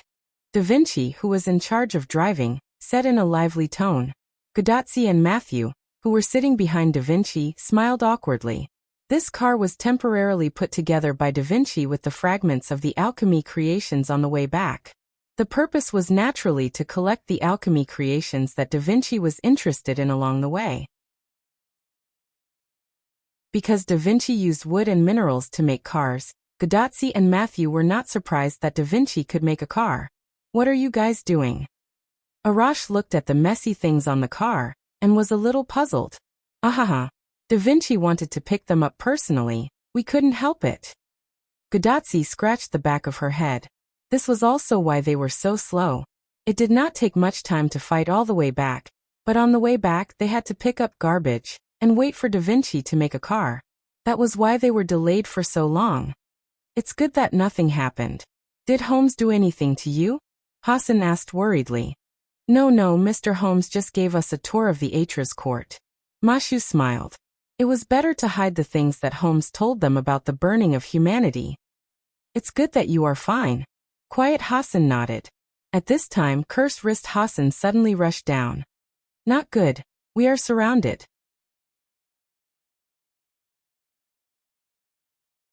Chapter 794. What? Whether it was Hassan, Arash, Gudatsi, or Matthew, everyone was shocked. We're surrounded? Da Vinci did not panic. Instead, he sat in the car and thought about something. Mr. Cursed Wrist Hassan, did you see who the enemy is? After getting out of the car, Matthew immediately asked Cursed Wrist Hassan, who had just gone to investigate. They're from the Holy City. The leader is the Knight of the Round Table, Lancelot. Cursed wrist, Hassan said in a heavy tone. Hassan had dealt with the Knights of the Round Table for a long time, and naturally knew them. However, it was because of this that Cursed Wrist Hassan's tone was heavy. Lancelot is known as the strongest person below the British Silver Dragon. It is said that other than the British Silver Dragon Villo, no one among the Knights of the Round Table can defeat him. Even Gawain, who was favored by the sun, was defeated by Lancelot in the mythical history records. Lancelot. Matthew was a little stunned, as if he was thinking about something. Are you okay, Matthew? Gudatsi, who got out of the car with Matthew, held Matthew's hand and asked with concern. I'm fine, Senior. After all, that Knight Lancelot is Mr. Galahad's father. I'm about to face Mr. Lancelot. I feel a little strange. Matthew explained the reason with a strange expression. Don't worry, Matthew. Even if your father comes, I'll be by your side to support you. Gudatsi thought that Matthew, who was affected by the Galahad spiritual base, was afraid of facing his father. Hence she encouraged Matthew. However, Matthew looked embarrassed. No, Senior. How should I put it? I don't know why, but I just want to go out and teach Mr. Lancelot a lesson. Matthew's eyes turned cold. So it's not that you're afraid of being close to your father. This time it was Gudatsi's turn to be embarrassed. All right. Tachika and Matthew, both of you calm down. It's not certain whether we'll fight or not. Da Vinci made a sound and signaled Gudatsi and Matthew to calm down first. Gudatsi and Matthew subconsciously repeated. It's not certain whether we'll fight or not. Ms. Da Vinci, why would you say that? Cursed Wrist Hassan walked up to Da Vinci and wanted to ask. He did not think that the Knights of the Round Table would let Hassan go. Nor did he think that the Knights of the Round Table would let Chaldea go. Although the phrase "there are no eternal enemies, only eternal benefits" was well said, there was no benefit between them. The other party wanted to kill them all. And Chaldea's men had to protect the people that the other party wanted to kill. Therefore, to them, who had already become enemies and had no benefits, there was no need for them to reconcile. Not to mention that the other party was a Knight of the Round Table who obeyed the Lion King's every command, so it was even more impossible for them to negotiate. Well, after all, we can't run away, right? Da Vinci got off the car and came to the ground. He patted his car. Although we can also rely on this car to try to rush out, the possibility of it being destroyed halfway is quite high. After walking to the back of the crowd, Da Vinci turned around. So let's see what the other party's intentions are. Gudatsi and Matthew were the first to nod. After all, there was no other way. Cursed Wrist Hassan, Hundred Face Hassan, and Tranquil Hassan looked at each other, and then nodded after getting the consent of the other two. In that case, let me be the vanguard. After all, someone had to make contact with the other party first to determine the other party's intentions. Otherwise, if everyone went to talk to the other party together, and the other party was hostile, they would be walking right into a trap. Without waiting for Gudatsi and the others to agree, Arash jumped into the sandpit with a big stride. Mr. Arash. Matthew called out instinctively, but Arash had already left. Don't worry, Sir Matthew. Arash is not a weak existence. Cursed Wrist Hassan comforted him. After all, he was a great hero who tore the land apart. Let's go, everyone. Let's follow and take a look. Da Vinci suggested. After all, they had to cover for Arash. On the ground at the edge of the sandpit, Gudatsi and the others were half-squatting here, looking at Arash, who was in front of Lancelot's team. Arash, who was close to Lancelot's team, was not attacked by Lancelot. On the contrary, Lancelot seemed to be on the same side. Anyway, facing the vigilant Arash, Lancelot looked like he had a headache. Gudatsi and Matthew were confused. Is Lancelot really going to reconcile with us? Gudatsi said instinctively. I hope so. Whether it was on behalf of Galahad or as Matthew himself, Matthew hoped that Lancelot could stand on their side. Emotionally, Lancelot was Galahad's father, and Matthew did not want her and Lancelot to oppose each other. Logically, Lancelot was a powerful Knight of the Round Table, and a very reliable helper. Lancelot said something to Arash, and in the end, Lancelot had his team stay where they were. He kept a distance from Arash and followed Arash to the sandpit. It seemed that Lancelot was going to fight alone. When Lancelot approached, Cursed Wrist Hassan, Redeemer Hassan, and Tranquil Hassan immediately rushed out and surrounded Lancelot in a triangular formation. Hassan, huh? Please don't do anything. Please believe me. I'm on your side, Lancelot said calmly, as if it was a matter of course. You have no reason to be on our side, Cursed Wrist Hassan said vigilantly with a dagger in his hand. Looking at how vigilant Hassan was, and then looking at Gadotsi, Matthew, and Da Vinci at the edge of the sandpit, Lancelot lowered his head subconsciously. In fact, it was because Lancelot saw Matthew and panicked for a moment. Matthew, Gadotsi, and Da Vinci walked over and asked Lancelot. Mr. Lancelot, do you have any evidence to prove that you're on our side? Matthew looked impartial. Didn't Servillo tell you? Lancelot was puzzled. Gadotsi and Matthew looked at each other and shook their heads. Servillo didn't tell me anything about you. Matthew's heartless words hurt Lancelot a little, but as a father, he had to be strong. Actually, Servillo came to me before, and I had already betrayed him, Lancelot explained. Then why did you lead your troops to attack my village? Cursed Wrist Hassan questioned. The dagger in his hand reflected the light of the sun, and it was chilling. As if responding to each other, Redeemer Hassan's dagger and Tranquil Hassan's poison blade also emitted a strange light. Servillo asked me to continue to stay as a spy under the king, so I had to lead my troops to attack your village. Lancelot tried to explain, but Redeemer Hassan was the first to voice his disbelief. Quibble. Gadotsi and Matthew did not know what to do at the moment, and Arash also frowned.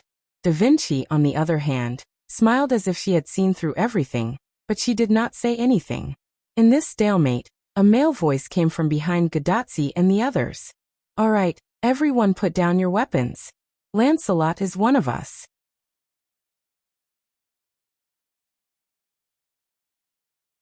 Chapter 795. Assassin, Senior Villo? Servillo. The first to react were Gadotsi, Matthew, and Quiet Hassan. Everyone looked behind them, and the newcomer was indeed Wuming. Jumping from the sandpit to the ground, Wuming patted the dust on his sleeves. Cursed Wrist 100 Faces, put down your weapons. Lancelot is telling the truth. When he met me, I turned him into a traitor. The reason why he only called out Cursed Wrist Hassan and 100 Faces Hassan was that Quiet Hassan had already put down his weapon when Wuming spoke for the first time. I'm so obedient. Cursed Wrist Hassan hesitated for a moment, then went into an attacking stance. However, 100 Faces Hassan aimed his weapon at Wuming. Maybe Lancelot found someone to impersonate you to confuse us. As soon as 100 Faces Hassan said that, Gadotsi, who originally wanted to throw herself into Wuming's arms, stopped. Quiet Hassan, who was standing beside Wuming at some point, also became slightly vigilant. Indeed, what 100 Faces Hassan said was possible. After all, the timing of Wuming's appearance was too coincidental. In the face of 100 Faces Hassan's suspicion, Wuming naturally had a way to prove himself. Wuming waved his hand, and in an instant, a strange black-purple portal opened above his head. The portal instantly freefall and swallowed 100 Faces Hassan at an extremely fast speed. Then, another portal opened above the sandpit. In an instant, a black object fell out of this portal. The former was the entrance and the latter was the exit. 100 Faces Hassan fell into the sandpit without a doubt. Thump! The sound of an object hitting the ground came from the sandpit. There was no doubt that Wuming transferred 100 Faces Hassan into the sandpit. Only Silent Wonder would be able to use such a strange teleportation gate. It's the real assassin. Gadotsi was overjoyed. She threw herself into Wuming's arms. Wuming rubbed Gadotsi's little head and let go of her. He looked at everyone rather seriously. The holy city has been attacked. In the center of the holy city, the original holy tower was now in ruins. As if it had been set up by TNT, the entire sacred tower was completely reduced to ruins under the thunderous attack. Not only the holy tower, but the entire holy city was also affected. Houses collapsed, the ground was destroyed, and trees were burning as if they had experienced a natural disaster. From this, it could be seen how terrifying the lightning that struck the holy city was. In the ruins, a burst of mana suddenly burst out, scattering the ruins and wreckage. Wuming held Artoria in his left hand and Guinevere in his right. He released his magic power to protect them. When the lightning struck, Wuming reacted instantly, and took the lead to protect Artoria in front of him. Then Wuming opened a portal at lightning speed, and came to Guinevere's side on the lower floor of the holy tower. He rescued Guinevere, who was almost knocked out. As for how to avoid the damage caused by the explosion, Wuming took advantage of the gap after entering the portal, and not coming out. To be honest, if not for Wuming's quick reaction, Guinevere would have returned to the Martyr's Palace with the holy tower. Are you okay? Wuming looked at Guinevere with concern. Master Villo. I'm fine. Although Guinevere was indeed fine, he was definitely shocked. Being suddenly attacked by a missile, and only knowing after being hit, plus being at the scene, anyone would be shocked. Looks like it's the Sun King's doing. Out of Wuming's arms, Artoria looked calmly to the west. Alright, Artoria was a king, and a king would not be scared. The attack just now came from the west where the Sun King was. Then Artoria frowned and stared at Wuming and Guinevere. How much longer do you want to hug me? Wuming's mouth twitched as he let go of Guinevere's waist. But Guinevere had no intention of letting go. Ah, Master Villo, I'm so scared. Guinevere, who had his arms around Wuming's neck, leaned into Wuming's arms and rubbed against Wuming's chest. Wuming did not know if Guinevere was faking it or was really scared, but Wuming knew one thing. That was the veins on Artoria's forehead were popping. But Wuming could not push Guinevere away. After all, if he pushed away a cute girl who threw herself at him, he would not be a man. So, Wuming immediately changed the topic. So after losing the holy spear, the entire holy city has become ordinary? Artoria nodded matter-of-factly. After all, it was the holy spear that supported the defense of the holy city. After Bedivere returned the holy sword to me, Lungaminiad disappeared. It was like dripping ink into water, and the water would be assimilated by the ink. It was an irreversible process. But the defense of the holy city was supported by the holy spear. Without the holy spear, the holy city naturally became an ordinary city. The holy tower, which was the incarnation of the holy spear, also became an ordinary tower after the holy spear disappeared.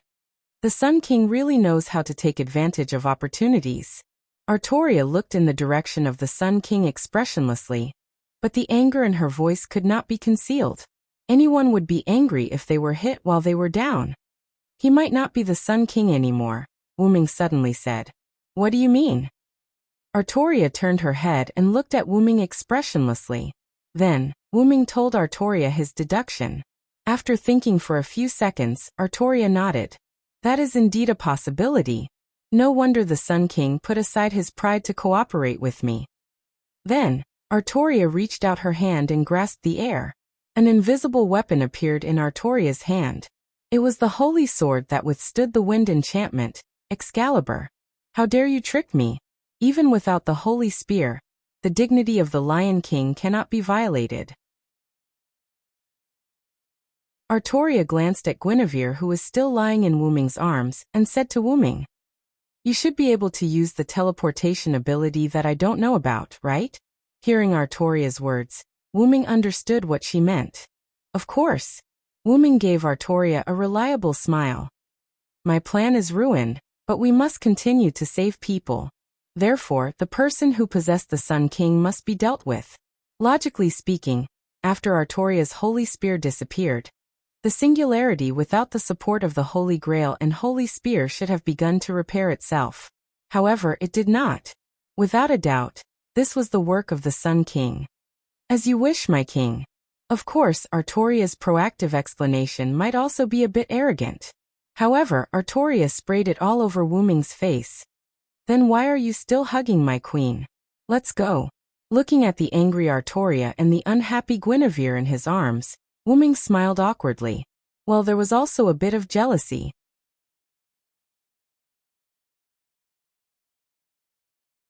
Chapter 796. The one who was most concerned about the attack on the holy city had to be Lancelot. Sir Villo. Weren't you the one who attacked the holy city? Lancelot was quite puzzled and spoke carefully, afraid to embarrass Wu Ming. However, since Lancelot spoke, he would definitely embarrass Wu Ming. Wu Ming coughed awkwardly, and then began to explain. After I attacked the holy city, someone launched a sneak attack from behind. Sir Villo, what the hell is going on? Lancelot heard and immediately became nervous. Although Lancelot betrayed, he betrayed to save Artoria. Therefore, Lancelot still regarded Artoria as the king. Don't worry, Lancelot. The holy city was attacked by me. Before the enemy attacked, except for the king and the queen, everyone else had already left. Wu Ming explained to Lancelot quite calmly. In short, in this kind of situation, there was no need to worry at all. It seems that this is even worse. Matthew complained in a low voice, and Gadotsi, who heard Matthew's complaint, nodded in agreement. Gawain and Egwene have already. Lancelot looked a little sad. Wu Ming meant that Gawain and the others had also left. Even if he appeared as a servant who had already passed away, Lancelot still mourned for Gawain and Egwene's departure. For Lancelot, the second most unbearable thing in the world was to fight with his companions and the king. Of course, the most unbearable thing is to turn against one's daughter or son and become enemies with one's mother. He patted Lancelot's shoulder, indicating Lancelot's condolences. Bedivere has already returned the holy sword to the king. The king and the queen are fine, and they have also promised us that they will fight the last enemy with us. This was good news for Lancelot. Is that so? The king is saved. Lancelot closed his eyes and sighed in relief. Even Matthew and Gadotsi were delighted. Gadotsi was happy to have strong support to help them, while Matthew had both the former and the joy of being saved by the king. After all, Galahad also influenced Matthew. Immediately after, Lancelot seemed to have thought of something. He suddenly opened his eyes and looked at Wu Ming. By the way, is Bedivere okay? After completing his mission, as an ordinary person who had lived for 1,000 years, he naturally turned into ashes and disappeared. Wu Ming tried to make his tone as calm as possible, trying not to cause panic. However, this was impossible. Hearing Wu Ming's words, Gadotsi, Matthew, Da Vinci, Arash, Lancelot, and Hassan were all taken aback. Senior Villo, are you saying that Mr. Bedivere is a human? Matthew asked in disbelief. The others also looked at Wu Ming, as if they were asking for an explanation. So Wu Ming began to explain. It's normal that you don't know. I guess Bedivere didn't tell you. However, one thing is clear, Bedivere is a human and not a servant. This is true. This should be Merlin's ability. Lancelot sighed. In his impression, only Merlin had the ability to let an ordinary person live for so long. Then how did Mr. Bedivere live for 1,000 years? Matthew shook his lips and was quite sad. The others also lowered their heads to express their condolences to Bedivere, including Hassan, who had always been hostile to Knights of the Round Table. After all, unlike the servants, Bedivere was a real human being. An ordinary human being could live for 1,000 years. The point was that loneliness, that persistence, it was not something that anyone could endure and persist. Bedivere was able to survive alone. In addition to Merlin's help, there was also an extremely persistent belief. You must return the holy sword to my king. You must. With this in mind, Bedivere persevered and walked down this path, achieving success. So what Bedivere needed was not sympathy and pity, but respect. Bedivere left satisfied. You are disrespecting him, Wu Ming said in a joking tone. And with Bedivere's achievements, he will definitely become a heroic spirit. Even if he did not become a heroic spirit, Wu Ming would go to the Inhibition Force and ask the Inhibition Force to help Bedivere become a heroic spirit. Although becoming a heroic spirit was also a kind of torture, in another sense, Wu Ming believed that Bedivere would be willing. Of course, if Bedivere was not willing, Wu Ming would not force it. Bedivere succeeded in awakening the Lion King. What we need to do now is to fight the last enemy and repair this singularity. Wu Ming's eyes were firm as he spoke from the bottom of his heart. Yes. Matthew and Gadotsi replied seriously. After all, they would have a chance to see Bedivere in the future, so they shouldn't be too sad. Hassan and Arash nodded silently, Lancelot clenched his fists, and his eyes became firm. Good seeing everyone so energetic. This genius also cheered up. Da Vinci smiled and livened up the atmosphere. By the way, when Holmes said someone will take us to the Sun King, I thought that person was talking about Lancelot, but it turned out to be a Villo. It was precisely because Lancelot was the person who would take them to the Sun King that Da Vinci did not panic after knowing that they were surrounded by Lancelot. It is not wrong to say that Lancelot is the person who will lead you. After all, he originally had this intention. Wu Ming said, looking at Lancelot. Lancelot nodded knowingly. Indeed, after I retreated from the village of the mountain folk, I had a showdown with Nidicles. After all, the other party is an enemy. I wanted to help Chaldea get rid of Nidicles in advance to relieve the pressure. Then Lancelot showed a bitter expression. As a result, I didn't expect that the other party had already prepared a teleportation magic. However, when she left, she told me the current location of Master Chaldea, and asked me to come and help. So I came directly to Atlas Academy. It seems that there should be Nidicles magic at the entrance of Atlas Academy. The magic she set up is likely to be a kamikaze magic, and it is quite hidden, Da Vinci said thoughtfully. It was precisely because it was a kamikaze magic that Da Vinci did not discover Nidicles magic in his negligence. As for Nidicles knowing about Atlas Academy, after all, Atlas Academy was in the Egyptian desert. It was normal for Nidicles to know about Atlas Academy. Thus, when they entered the Atlas courtyard, they triggered Nidicles' spell, which allowed Nidicles to learn of their whereabouts. That's not right, Wu Ming suddenly said. Everyone looked at Wu Ming. Nidicles returned to the Sun King's great temple, right? Wu Ming looked at Lancelot. Lancelot nodded. It should be so. After all, she is one of the Sun King's people. But the Sun King, he might not be the Sun King anymore. Gudatzi said in a heavy tone. Then, Matthew showed a worried expression. Miss Nidicles is in danger.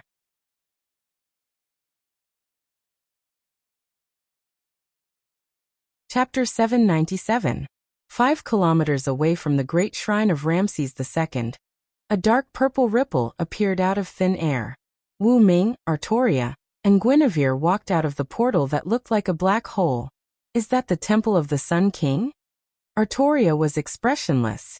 She looked at the buildings in the distance with cold eyes. Although Artoria knew that the Sun King had a shrine, she had never seen it before. Ramses II was the same. He knew where the holy city was, but just like Artoria had never seen his great shrine, Ramses II had never seen the holy city, because both of them needed to stay in their headquarters. Because the enemy set up defensive spells around the place, I can't directly teleport in. Therefore, Wu Ming chose to open the portal 5 kilometers away from the shrine. Anyway, it was only 5 kilometers, which was not far for a servant. Of course, even if she was teleported to a place further away, Artoria would not care too much about it in her current state. Let's go, Artoria said coldly and handsomely. Then she started walking toward the buildings. This gave Guinevere a fright. My king, are you going to break in? It was not that Guinevere was scared, but now that Artoria had lost her holy lance, she might not be a match for Ramses II's great shrine. She was not afraid of dying, but she was against dying meaninglessly. However, Guinevere's real thoughts were, I want to stay with Servillo for a while more. As a pillow person, Artoria naturally knew what Guinevere was thinking. Artoria was already quite unhappy with Guinevere's behavior, and now she was even more unhappy. You can go back to the holy city. My king, you want me to go back to the holy city that has become a ruin? What if something bad happens to me? Guinevere covered his face and cried while taking the initiative to lie in Wu Ming's arms. Artoria did not say anything, but the bulging veins on her forehead made Wu Ming, who was holding Guinevere, gulp nervously. Artoria knew that Guinevere was not as weak as he looked. After all, he was a berserker, wasn't he? Wu Ming, who felt that the atmosphere was not right, quickly changed the topic. Actually, if we could open a portal in the Great Shrine, we wouldn't have to enter the danger zone at all. That was because they would be able to unleash their precious artifacts at the teleportation gate. Not only would they be able to attack the other party, they would also be able to ensure their own safety. So can we do it now? Artoria stared at Wu Ming. No. No. Then what's there to say? It's time to go, my knight. After giving Wu Ming a stern look, Artoria strode toward the temple complex. Seeing this, Wu Ming smiled happily. Artoria had also grown into a real queen. Actually, I have another idea. Hearing this, Artoria stopped and turned her head around. What is it? However, Wu Ming only smiled and kept her in suspense. In the other direction of the Great Shrine, also 5 kilometers away, the same dark purple ripple suddenly appeared. This time it was still Wu Ming who walked out of the portal, but the people behind him were not Artoria and Guinevere, but Gudatzi and the others who were previously in the Atlas Academy. That's the Great Shrine of the Sun King. Gudatzi pointed excitedly. This time they came to the right place. Senior Villo, is the Lion King not here? Is she not here yet? Matthew looked around, and then looked at Wu Ming in confusion. Before this, Wu Ming said that the Lion King was coming to help them. Therefore, Matthew thought that the Lion King should have arrived a long time ago. They are indeed here, but they are not here, they are on the other side. After explaining, Wu Ming looked around to make sure that everyone had come out of the portal. Then Wu Ming closed the portal. Now let's start attacking the Great Shrine. Is it okay to be in such a hurry? Cursed Wrist Hassan was worried. Of course, it's okay because we are not the main attackers. Wu Ming smiled slightly. In other words, they had enough time to prepare since they were not the main attackers. However, if they did not hurry, they might not be able to make it in time.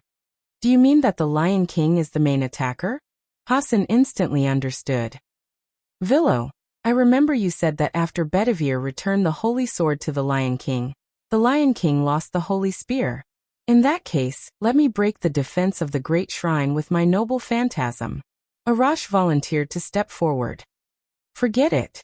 The previous promise was only temporary. With me around, there's no need to sacrifice your companions. Wu Ming smiled jokingly. Then, Wu Ming seemed to feel something and was stunned. Before everyone could react, Wu Ming snapped his fingers. The portal appeared under everyone's feet, and everyone was instantly teleported away. In the next second, everyone was in the sky. Why? It seems to be okay, Gudatzi shouted in shock, but then she realized that there seemed to be a transparent land here. This is the ground built by my spirit. Let's stay here for a while. The show is about to begin. The ground is built purely by spirit. Hassan was shocked. How strong must one's spirit be to build a ground that could withstand 8 people? It is indeed built purely by spirit. Da Vinci squatted down and studied it with interest. Da Vinci, don't mess around. If something goes wrong, we will all fall. Gudatzi swallowed her saliva. Even if it was the ground, it was transparent. Looking at this height, they would definitely become meat paste if they fell. Although Matthew was a little nervous, she was constantly adapting. Matthew even felt a little excited now. Then Matthew asked, Senior Villo, what do you mean by good show? Matthew's focus was different from others. She noticed the good show that Wu Ming mentioned. Wu Ming, who was about to answer Matthew, was stunned again, and then said, It's now. Boom. A sound like a stormy sea came from the ground to the sky where Gudatzi and the others were. Everyone looked down subconsciously. With a glance, everyone could not help but widen their eyes. It was not a stormy sea, but a real stormy sea. The water that came out of nowhere. Or rather, the torrential flood that came out of nowhere was rushing toward the Grand Shrine at an extremely fast speed. Not only that, several attentive people, such as Matthew, Hassan, and Arash, also noticed that it was not only the desert below them that had a flood. If one looked at the Grand Shrine complex as the center, they would find that the torrential flood came out of nowhere in all directions around the Grand Shrine. And there was only one direction of the flood, which was the Grand Shrine complex of Ramses II. It was so similar. God's punishment. Cursed Wrist Hassan said bitterly. That was right, it was the God's punishment flood. Now the flood seemed to be controlled by God. It completely surrounded Ramses II's Grand Shrine. Cursed Wrist Hassan now knew why Wu Ming did not let them go first. It was because this was a battle that exceeded their limits.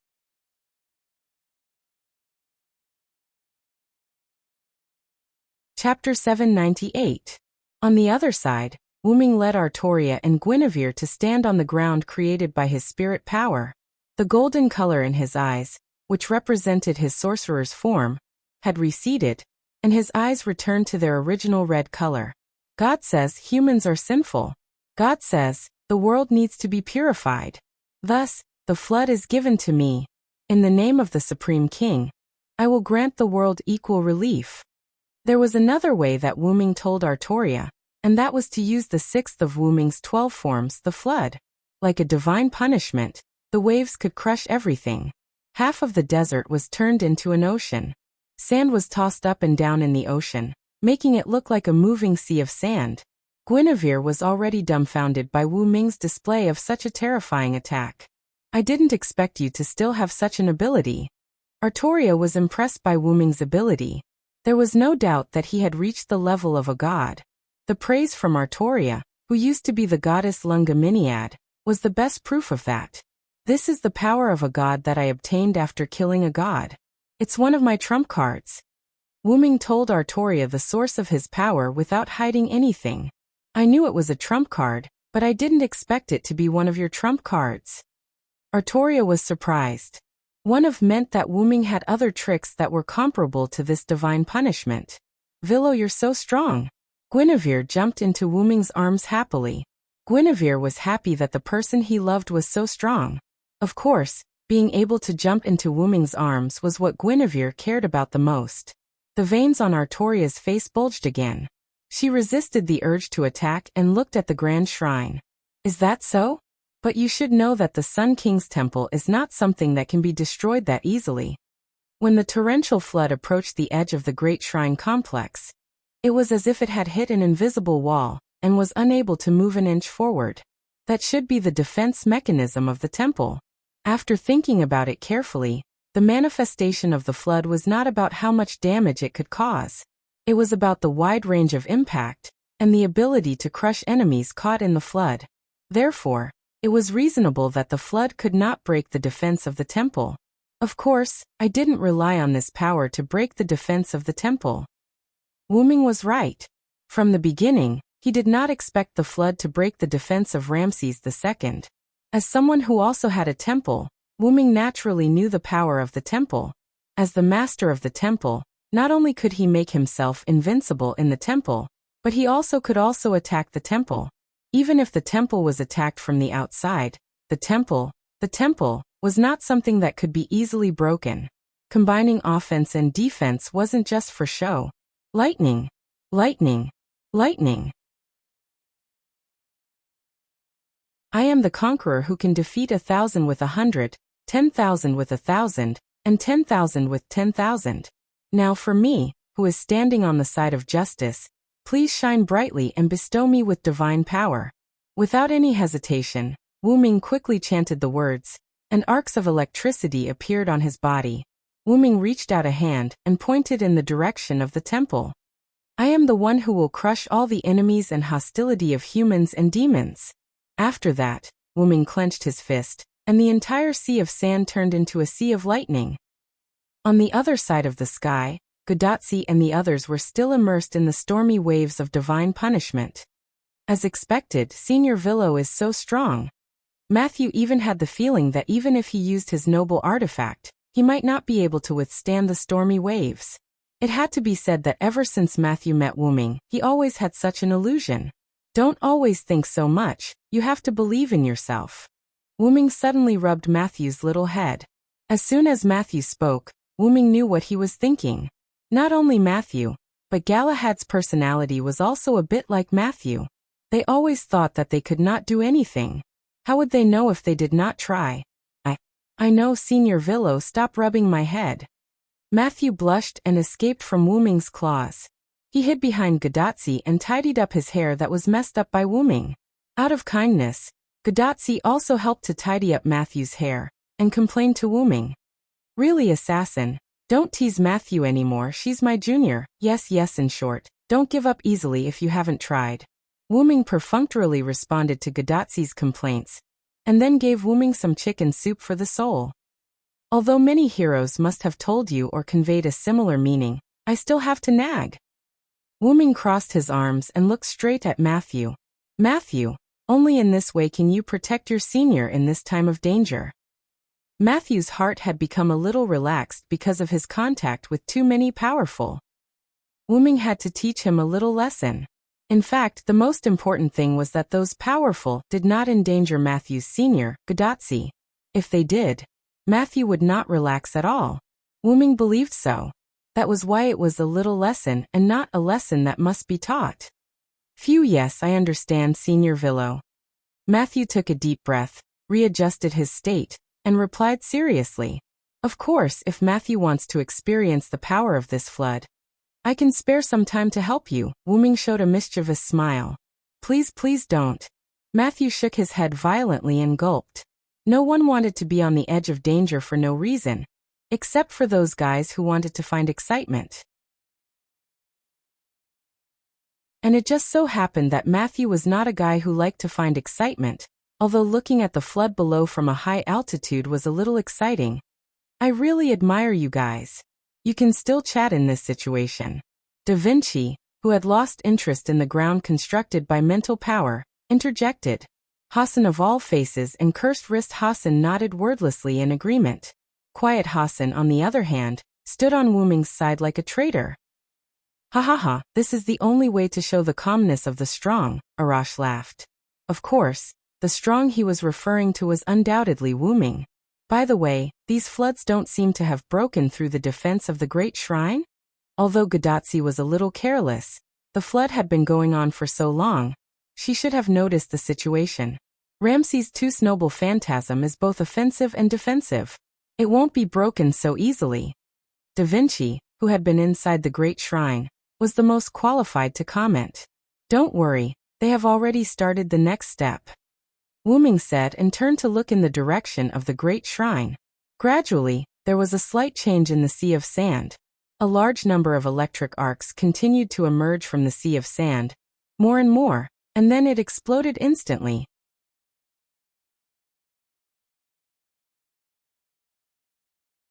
Chapter 799. The electric arcs brought by the exploding thunder and lightning even touched Gudatsi and the others who were high in the sky. Standing on the ground constructed by Wu-ming's mental power, everyone could feel the electric arcs caressing their skin. Wah-dash. What? What is this? Because she was an ordinary person, Gudatsi's hair stood up because of the electric arcs. He reached out and placed his hand on Gudatsi to eliminate the electric arcs on her body. Then Wu-ming explained. One of the authorities I got after killing the gods. How is it? Not bad, right? Wu-ming was quite satisfied with the show his original body had put on. Huh. Assassin, your authority? But you didn't do anything? Gudatsi was stunned. Are these all the handiwork of the senior Villo? Matthew thought it was the Lion King's doing. Of course it's my handiwork. Whether it's this godlike flood or this sudden explosion of thunder and lightning, it's all the handiwork of my original body who is with the Lion King. However, Wu-ming's words stunned everyone. You mean you're not the real Villo in front of us now? Da Vinci asked simply. You can understand it that way, but I have a connection with my original body. At the current very close distance, all my feelings can be transmitted to my original body in real time, so now you're talking to the real me. After a brief explanation, Wu-ming showed a surprised expression as if he had just reacted. By the way, didn't I say before that I'm not the original body? Of course not. Gudatsi and Matthew said in disdain. Even tranquil Hassan could not help but nod. Really, are they here to fight or to play? Hassan of all faces had a headache about the current situation. I feel the same way, cursed wrist Hassan agreed. Anyway, it's all because of your teleportation portal, assassin. You sent us to the wrong place. Speaking of this, Gudatsi rolled his eyes at Wu-ming. But didn't you guys also profit from the disaster and learn a lot from Sherlock Holmes? Wu-ming smiled. Why does Senior Villo know so much? Matthew was puzzled by Wu-ming's knowledge of their whereabouts. Because after you left, I had a chat with Holmes. This was why Wu-ming came out of the sandpit at the entrance of Atlas Courtyard. I see.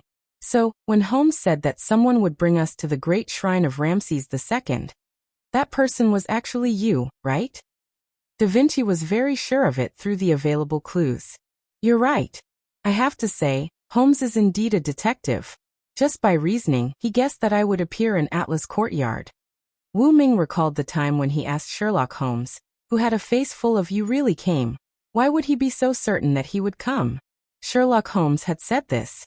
You can't let Tachika Fujimaru ignore you after the wrong teleportation. You must pay attention to Tachika Fujimaru. This was what Wu Ming saw Holmes said with a smug look on his face. However, even the three-pointed Hermes could not track him. Wu Ming did not believe that the detective was really sure just by guessing. The reason why detectives were called detectives was that they were not defined by guessing, but by clues and reasoning.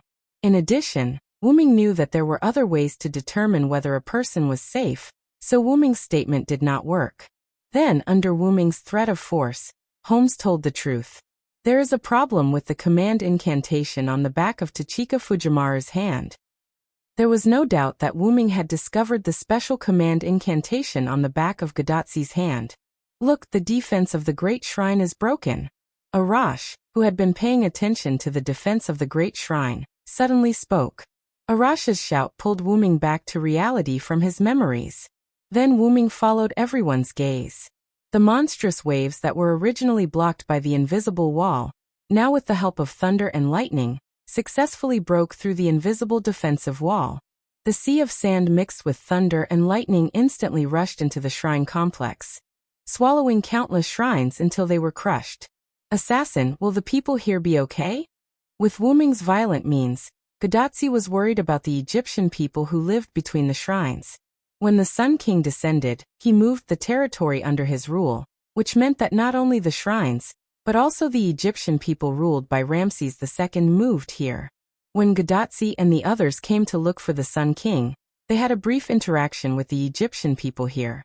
The Egyptian people also helped to move the food and water they obtained from the Sun King into the car built by Da Vinci. Is that so? When you came, were there any ordinary people here?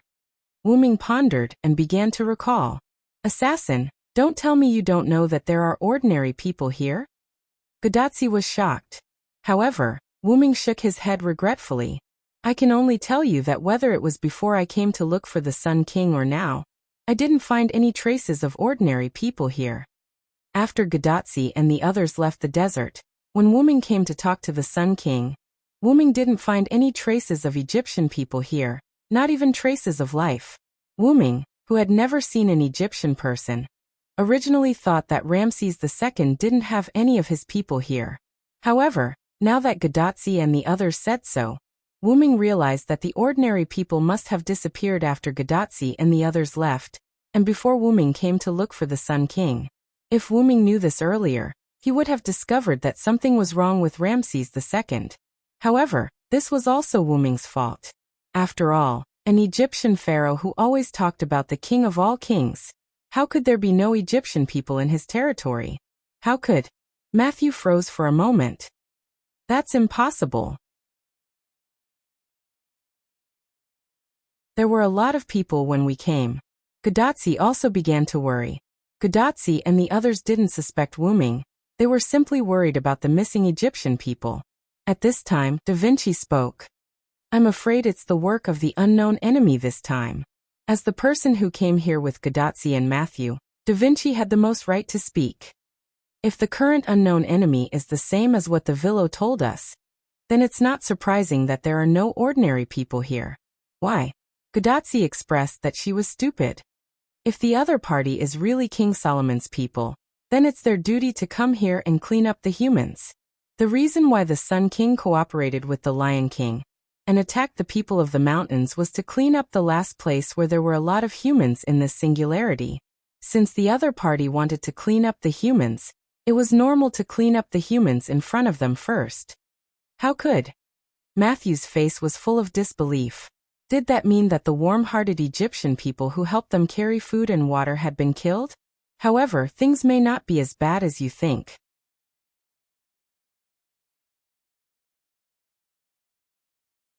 Chapter 800. The person who spoke was naturally Wu Ming. I once spoke to Ramses II. I could tell that the Ramses II at that time wasn't Guy, Cough. Solomon's men in disguise. Ramses II's aura as the King of Kings wasn't something anyone could imitate. Even the demon god Pillar or Gidia wouldn't be able to do so. No matter how much a cat roared, it wouldn't become the king of beasts. At that time, Ramses II's people had already disappeared. Therefore, Wu Ming was more inclined to. Ramses II knew that he didn't have long to live, so he sent his people back to their original era. That's what you mean, Villo, right? Da Vinci was indeed a genius. He thought of the same thing as Wu Ming. That's exactly what I mean. Wu Ming nodded matter-of-factly. After knowing that nothing might have happened to the Egyptian people, Gadotsi and Matthew couldn't help but heave a sigh of relief. However, we still have to see the person involved to know the outcome, Wu Ming said as he looked at the great temple on the ground. The lightning sand sea that had drowned the entire temple complex retreated like the tide, and the temple complex was once again exposed to the sunlight. The current state of the temple complex wasn't destroyed by the lightning sand sea as everyone had imagined, but most of the buildings were already in shambles. The temple collapsed, the pyramid was damaged, the stone tablet was broken. Almost none of the buildings were intact. Even the huge pyramid in the center where Ramses II was located had signs of large amounts of stone falling off from the bottom. The original desert also reappeared after the lightning sand sea retreated. Its dry appearance made it hard to imagine that it was a vast ocean just a moment ago. Everyone was shocked. This time, they were once again shocked. Wu Ming's move wasn't any weaker than the lightning sand sea from before. After all, it was easy to splash water on the bedsheets, but it wasn't easy to retrieve the water that had splashed on the bedsheets, and even restore the bedsheets to a state where they hadn't been affected by the water. It was no joke to say that spilled water couldn't be retrieved. Facts have proven that the best way to deal with enemies with the Divine Hall is to launch a powerful attack on the Divine Hall from the outside. After all, Wu Ming was also someone who owned a shrine. He was quite satisfied with the current situation caused by his attack on the Ramses II shrine. Except for the huge pyramid with Ramses II at the center, the other temples were all unusable. Although the largest pyramid could still be used, it had suffered quite a bit of damage from Wu Ming's lightning sand seas attacks. Simply put, it was still on the brink of destruction. Lancelot should be here soon, Wu Ming said as he looked into the distance. They saw a group of armored cavalry riding on warhorses galloping towards them at an extremely fast speed. Due to the trampling of the horses' hooves, a large amount of dust was created behind the group. Assassin, didn't you tell Lancelot that there would be a flood here? Gadotsi poked Wu Ming. Of course. Otherwise, how could he have cooperated with us in advance? I can't send all his troops into the sky. That would be very hard on me. Wu Ming shrugged helplessly. After all, with so many people, even if Wu Ming's mental strength was very strong, he wouldn't be able to withstand it. When he parted ways with Lancelot in the Atlas courtyard, Wu Ming told Lancelot that there would be a flood here later. When the flood receded, he could charge over and meet up with the Lion King. As for why Lancelot's troops were needed, it was because they were the last troops of the Holy City. Their purpose was naturally to deal with the enemy in front of them. A large group of Sphinx rushed out from there. Matthew saw countless Sphinx rushing out from the entrance of the central pyramid. So that's how it is. He's using human wave tactics to counter human wave tactics. Da Vinci finally understood why Silent Wonder had asked Lancelot to bring his troops over. Let's go, everyone. Let's conquer the last enemy. Yes, everyone responded. On Wu Ming's side, after the Thunder Sand Sea retreated, Wu Ming sent himself, Artoria, and Guinevere to the ground using a portal. Lancelot was leading his troops not far away from Artoria. When he saw Wu Ming and the other two, the solemn knight stopped. Lancelot was the only one who continued to gallop toward Artoria. Your Majesty. Lancelot, who quickly dismounted, knelt on one knee. For a moment he didn't know what to say. Lancelot believed that Artoria must have known that he had defected to Wu Ming's side.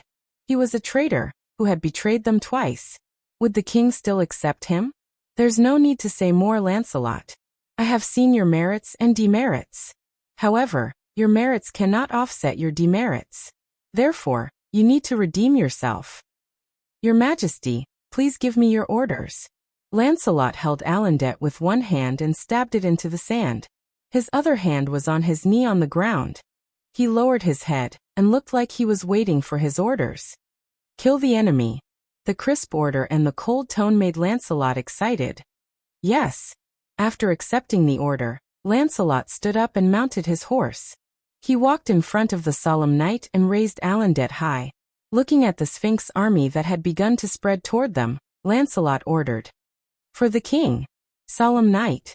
Everyone charge. Oh, nay. The solemn knight roared, and the warhorse under him neighed. Because the direction was wrong, the knights followed Lancelot in a circle and charged toward the Sphinx army. In an instant, the solemn knights led by Lancelot clashed with the Sphinx army like a raging fire. Let's go. It's time to deal with the real enemy, Wu Ming said and opened the portal. The defense of the temples was basically ineffective, so the portal could be used again.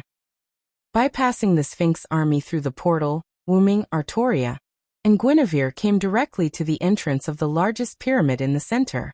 At the same time, a portal appeared beside Wu Ming and the other two. Wu Ming's avatar, Gadatsi, and the others walked out of the portal. There are two of you. Seeing Wu Ming on the opposite side, Gadatsi shouted in surprise. That. Your Majesty Lion King. Matthew was quite reserved with Artoria, who was beside Wu Ming. Although they were on the same side now, Matthew was still a little reserved with Artoria. You don't have to be so polite. I remember your name is Matthew, right? Yes, Your Majesty Lion King. Matthew stood up straight like a soldier who was being inspected. If Galahad can give you the power, then you have to bear the burden of carrying this shield. What answered Artoria was Matthew's powerful voice. Yes, Your Majesty, I will. At this time, a voice that Gadatsi, Matthew, and Da Vinci were familiar with came. You still have time to catch up? The king is right. You are a bunch of trash that needs to be abandoned.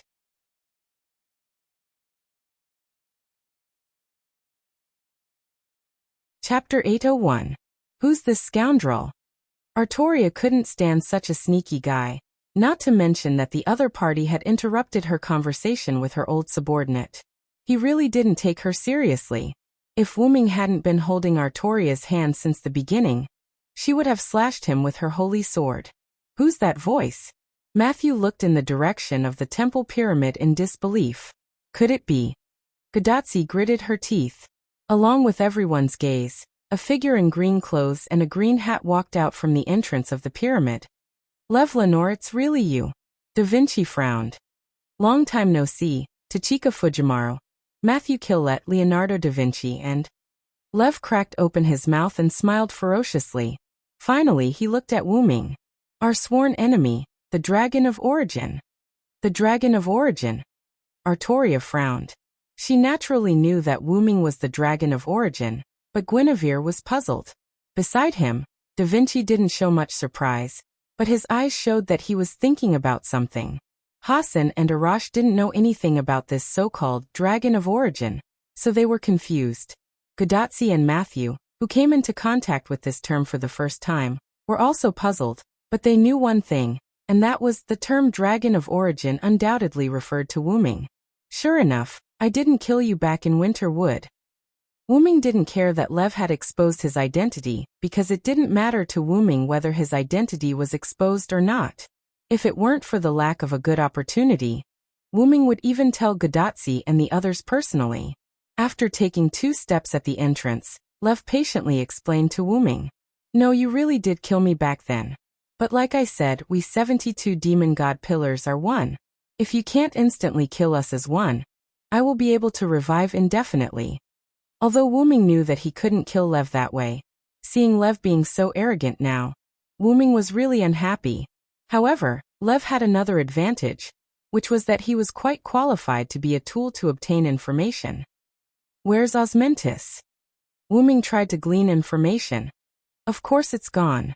That arrogant bastard wants to control our demon god pillars. Apart from our king, no one can control us. Lev became furious, and his face even began to distort. But in the next second, Lev's distorted face returned to its original state, looking very much like a gentleman. but he has already received the punishment he deserved. I have to say, in terms of nourishment for the demon god pillars, that guy is quite qualified. It can even be said that he's a high-quality nourishment. Straightening his collar, Lev nodded with satisfaction. In that case, Ramses II's spiritual base was used as nourishment for summoning the demon god pillars, Wu Ming thought to himself. Gudatzi and Matthew, standing beside Wu Ming, besides feeling sorry for Ramses II's sacrifice, they were also concerned about the whereabouts of the Egyptian people and the safety of Nittacles who had returned here. Lev, what happened to the ordinary people here? Are they still alive? Gudatzi asked. And Miss Nittacles? How is she? Matthew also roared at Leviticus. Ah, those trash that need to be dealt with. I have to praise that guy again. That guy actually sent them away, before we completely descended. Otherwise, even if they were trash with that number, we could still summon another demon god pillar. Lev shook his head regretfully. Just as Da Vinci and Wu Ming had guessed, the Egyptian people had already been sent away by Ramses II. After confirming that the humans were fine, Gudatzi and Matthew truly heaved a sigh of relief. Then what about Miss Nittacles? Matthew repeated. Needless to say, of course she's turned into nourishment for the demon god pillars like her respected nourishment king. Ha ha ha ha ha. Lev laughed happily. He thought of Nittacles' futile resistance in the end. It was like an ant that was about to be crushed to death. Moreover, when he thought of Chaldea's master showing a sad expression, Lev was extremely happy. The facts proved that Lev was right. Gudatzi and Matthew did show a sad expression. Lady Nitoclis. Thus, it was confirmed that Sun King Ramses II and Pharaoh Nittacles had all left. Unlike Matthew and Gudatzi's sadness, Da Vinci found new information through Lev's words. You said let one more demon god pillar appear before, right? That is to say there are quite a few demon god pillars descending, right? Everyone looked at the huge pyramid where Lev was at. After all, this was the only place that was most likely to hide a demon god pillar. Leonardo da Vinci, your brain is still working so fast. Lev revealed a creepy smile. I will deny the sky, deny the earth, the storm will destroy everything, and the rain will cover everything. With this supreme divine power, I will make everything in the world bow and kneel. Wu Ming finished his words in an instant, and terrifying dark clouds gathered above the pyramid. The information that he needed to know was basically all, so Lev was useless to Wu Ming. There was no room for discussion. A gust of wind began to howl crazily, and everyone's clothes were rustling. Some of the ruins of the temple on the ground, and the sand in the desert were rolled up and flew into the sky. Gudatzi even had to be held by Matthew to prevent her body from being blown away. The Solemnite army and the Sphinx army that were fighting couldn't help but stop. The power of the wind. This is a power that doesn't belong to us. Although he said so, Lev still looked at Wu Ming calmly and didn't panic. Come on. With Wu Ming's shout, a huge and terrifying tornado mixed with debris and sand appeared right above the pyramid. In an instant, the storm was like a meat grinder, wrapping and chewing the entire pyramid. The scattered ruins buried the motionless Leviticus. At a very close distance, everyone was about to be blown away by the wind. Except for Wu Ming, Artoria, and Hassan who had shelter from the wind, everyone else was struggling to support their bodies, squinting their eyes and looking uncomfortable. The Solemnite army was blown off their horses one by one, because they were riding on horses. The Sphinx, on the other hand, was a beast with claws. They lay down on the ground and grabbed the ground with their claws, escaping the disaster. Guinevere couldn't hold on, and was blown away in an instant. Lev grabbed Guinevere's arm and spun him in his arms. When Wu Ming wanted to touch this transformation, a foreign land happened. The temple pyramid exerted its last remaining heat, and perished together with the tornado that came from the incarnation of God. The tornado dissipated and released the last trace of air to the surroundings. The sky that was originally covered by dark clouds was clear again. The sun shone on the ruins in front of everyone, but no one felt the warmth of the sun. Instead, a creepy feeling came from the bottom of their hearts.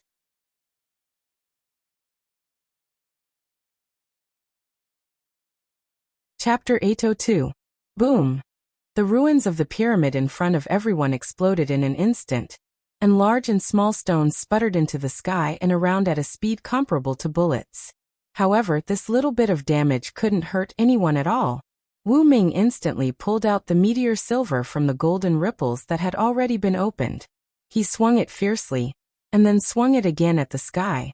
2 mana sword auras instantly annihilated the stones that were sputtering towards everyone. However, there were still some places that Wu Ming couldn't take care of.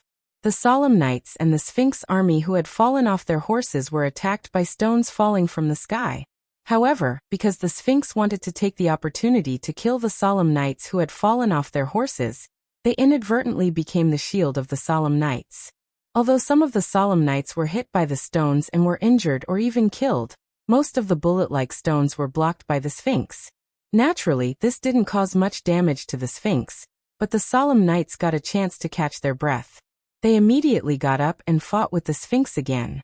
As for the horses, they were either killed by the Sphinx army or smashed to death by the bullet-like stones. Although the Solemn Knights' speed was reduced due to their conversion from cavalry to infantry, their defense was more perfect. In addition, with Lancelot leading the team, the Sphinx army was at a disadvantage from the beginning, and now they were still at a disadvantage. However, neither Wu Ming nor Lev had the time to care about the Sphinx and the Solemn Knights. For them, the enemy in front of them was the most important. After the ruins exploded, the things hidden in the ruins emerged. 3 huge pillars full of terrifying eyes broke out of the ground like new buds, shooting straight into the sky. The demon god pillars Floros, Yaman and Babados appeared. Ha ha ha ha ha. Ha ha ha ha. Ha ha ha. The 3 demon god pillars let out different laughter, which made the followers in Gadatsi feel uncomfortable. The Sphinx and the Solemn Knights were also affected. However, Wu Ming wasn't afraid. He was immune to it. Sure enough, without Ramses II, you can't control the temple at all. Seeing that the temple had been destroyed so easily, Wu Ming was very sure of it. If Ramses II's grand shrine was so easily breached, then Ramses II would lose face as a top-level servant. In fact, Wu Ming's guess was correct. It was precisely because Ramses II's spirit base had been sacrificed that no one could control the temple. However, because the demon god pillar that appeared contained Ramses II's spiritual base, the great temple of Ramses II didn't disappear because of the news of its master. However, even if Ramses II's spiritual base appeared, the demon god pillar was unable to control the great shrine.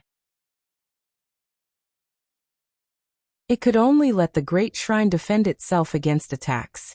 This was also why the great shrine had never attacked Wu Ming and the others. So what? Whether it's the Sun King or the Lion King here, you are all just chess pieces on my chessboard. And my mission is not to eliminate you. Eliminating the humans in this singularity is not the decision of our king, but the decision of the demon god pillar. Flawless was quite proud to provide Wu Ming with information. To put it simply, no matter what, their demon god pillars wouldn't suffer any losses from this singularity. As long as they could cause trouble for Wu Ming, they would make a profit. Enough, Flawless. You've said too much. Demon god pillar Babados spoke to stop Flawless from continuing. What does it matter? Anyway, they are going to die. Even if they know our plan, what can they do? Flawless didn't care. Prioritize eliminating the enemy. But Yaman was quite serious. As a demon god pillar tool, it was qualified. In an instant, on Yaman's golden body, the flashing eyes emitted thunder. He really did it when he said it. The followers relied on their own abilities to dodge. Gadatsi was held by Matthew, Guinevere was held by Wu Ming, and everyone jumped back to avoid Yaman's thunder. However, the demon god pillar Yaman's lightning was like a straight river, covering everything in front of it. And it just so happened that the Sphinx army and the Solemn Knights were in this straight line. Wu Ming couldn't care less about whether Lancelot was dead or not. Wu Ming felt that something was wrong, not because of the 3 demon god pillars, but because Wu Ming felt that Flawless was planning something. Because even if the opponent had 3 demon god pillars as a fighting force, in Wu Ming's view, it was just sending food to him. What Flawless said about not seeking to take advantage only to not suffer losses, in Wu Ming's view, didn't quite fit the cunning image of Leaf. So Wu Ming looked at Guinevere in his arms. Guinevere, you should leave first. This isn't a place you can interfere with. This was naturally not the time to be stubborn, so Guinevere nodded as a matter of course. Okay, Villo Big. Before Guinevere finished speaking, Wu Ming abandoned Guinevere. Wu Ming's clone instantly hugged Guinevere and rushed into the portal that had already been opened. Immediately Wu Ming's eyes shrank. Sure enough, Flawless, your goal wasn't us from the beginning. Wu Ming's clone took Guinevere to the West Village. And there, a demon god pillar just happened to appear. And it had already begun to wreak havoc. So, Flawless's plan from the beginning was to wipe out all the humans in this singularity. As Wu Ming guessed, Leaf was a smart person. He had always been targeting this singularity. Whether it was invading Ramses II, cooperating with Artoria to attack the mountain folk, or finally launching a thunderous attack on the holy city, as Flawless said, "You are all my chess pieces." The mountain folk's survival, Wu Ming's attack on the holy city, and Artoria's loss of the holy spear were all part of Flawless's plan. As for imitating Ramses II's attack, demon god Pillar Yaman could obviously do it. The thunderbolt that destroyed the holy city should also be released by demon god Pillar Yaman. There's nothing we can do now that we've been discovered. Flawless said emotionlessly. Increase the intensity of the destruction, my comrades. In an instant, thunderbolts, heat rays, and poisonous fog poured out. The range was so wide that Gadotsi and the others couldn't dodge at all. Even Lancelot, who survived not far away by relying on Alandet, was affected. Gate portal. Wu Ming opened the portal in an instant and teleported Gadotsi, Matthew, Da Vinci, Arash, Hassan, and Lancelot away. Their destination was naturally the West Village. Only Artoria and Wu Ming remained here. He and Artoria dealt with the 3 demon god pillars while Gadotsi and the others went to rescue the West Village. Wu Yan's plan was completed.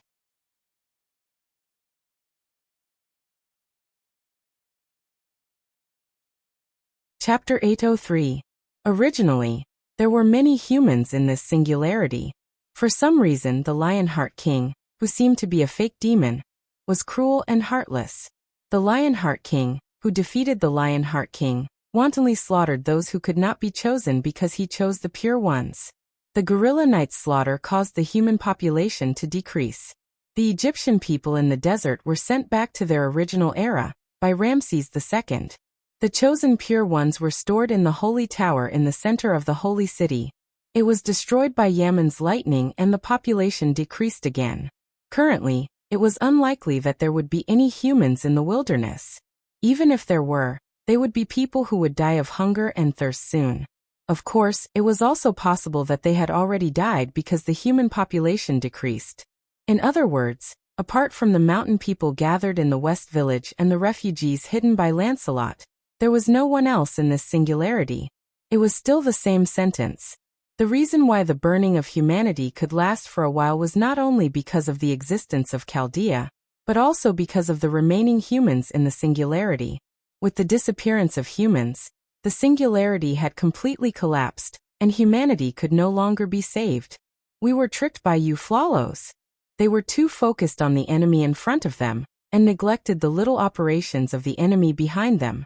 However, the West Village had Abanti, Giliel, and Azrael. Although it was possible that they could not destroy the demon god pillars temporarily because of protecting the villagers, the demon god pillars should not be taken advantage of, so there was no need to worry too much. The most important thing was the refugees hidden by Lancelot. Wu Ming was afraid that the demon god pillars would also appear there. After sending Gadotsi and the others to the West Village, Wu Ming's doppelganger gave a simple explanation, and immediately used the teleportation gate to go to the rather secluded place where Lancelot hid the refugees. However, through the doppelganger's information, Wu Ming's expression was very ugly. The demon god pillars had also appeared there.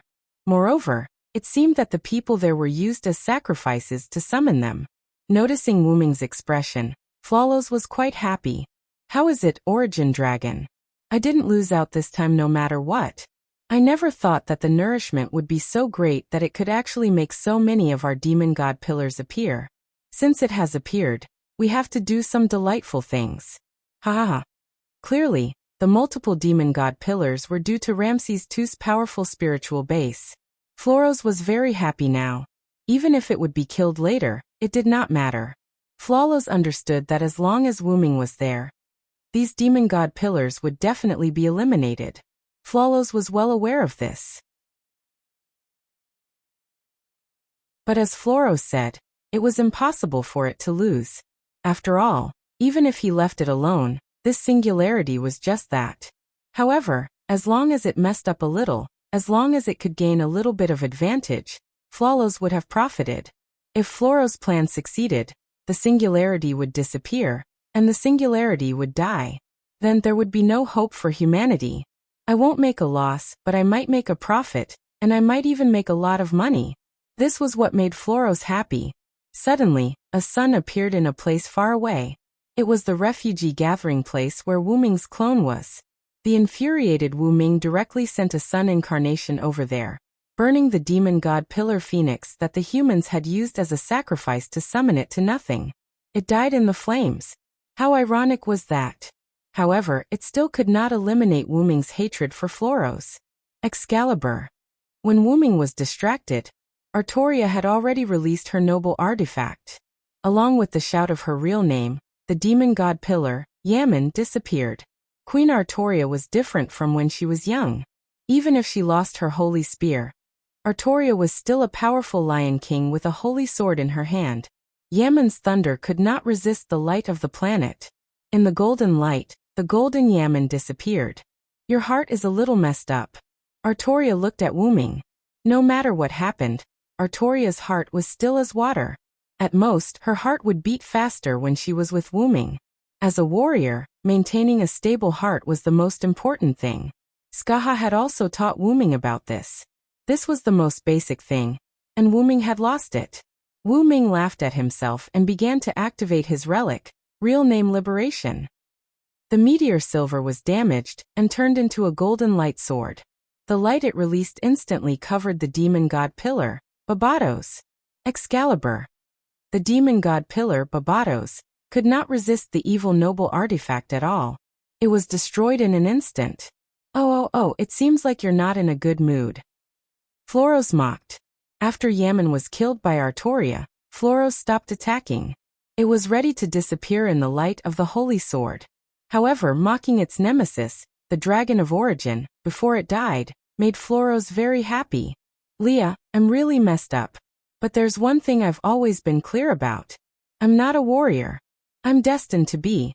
However, Wuming threw the meteor silver that had turned back into a solid sword. The golden ripple engulfed it.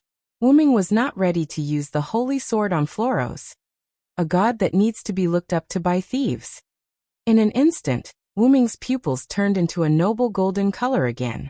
Floros was shocked by Wuming's aura that was comparable to its king. It was just like what Wuming said. At that moment, Wuming was a god. What did a god need to do? Naturally, it was to punish the thieves and make them suffer a fate worse than death. This spell is powerful and eloquent. It's the sword of wisdom that calls for victory. With my skill of the spirit of words, let the justice of the world appear. Wuming's magic burst out, forming a tornado-like airwave with Wuming as the center. Appear, the golden sword of the spirit of words.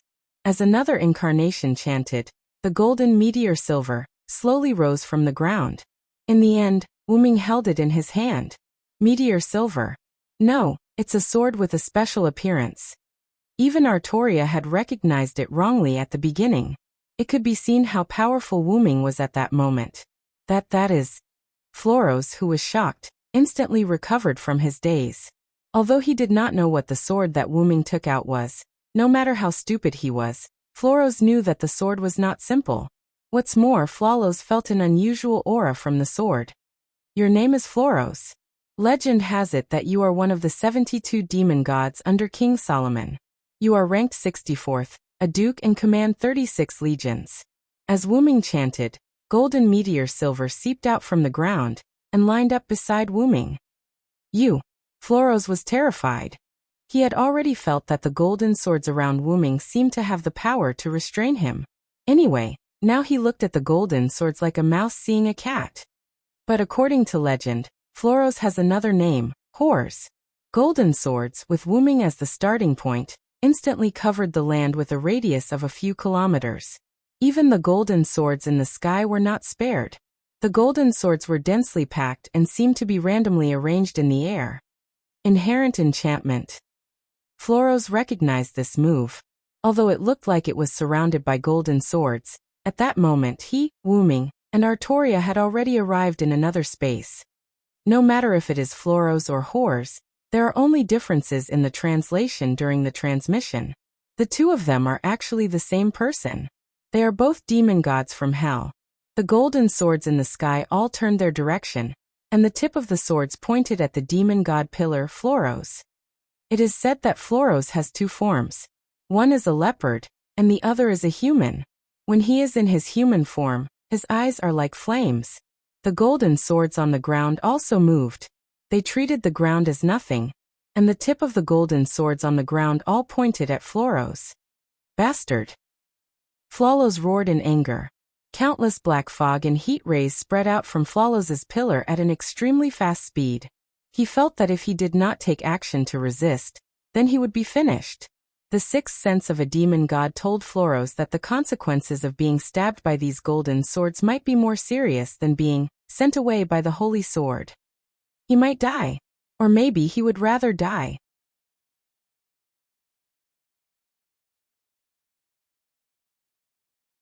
Chapter 804. Wuming did not use this avatar often.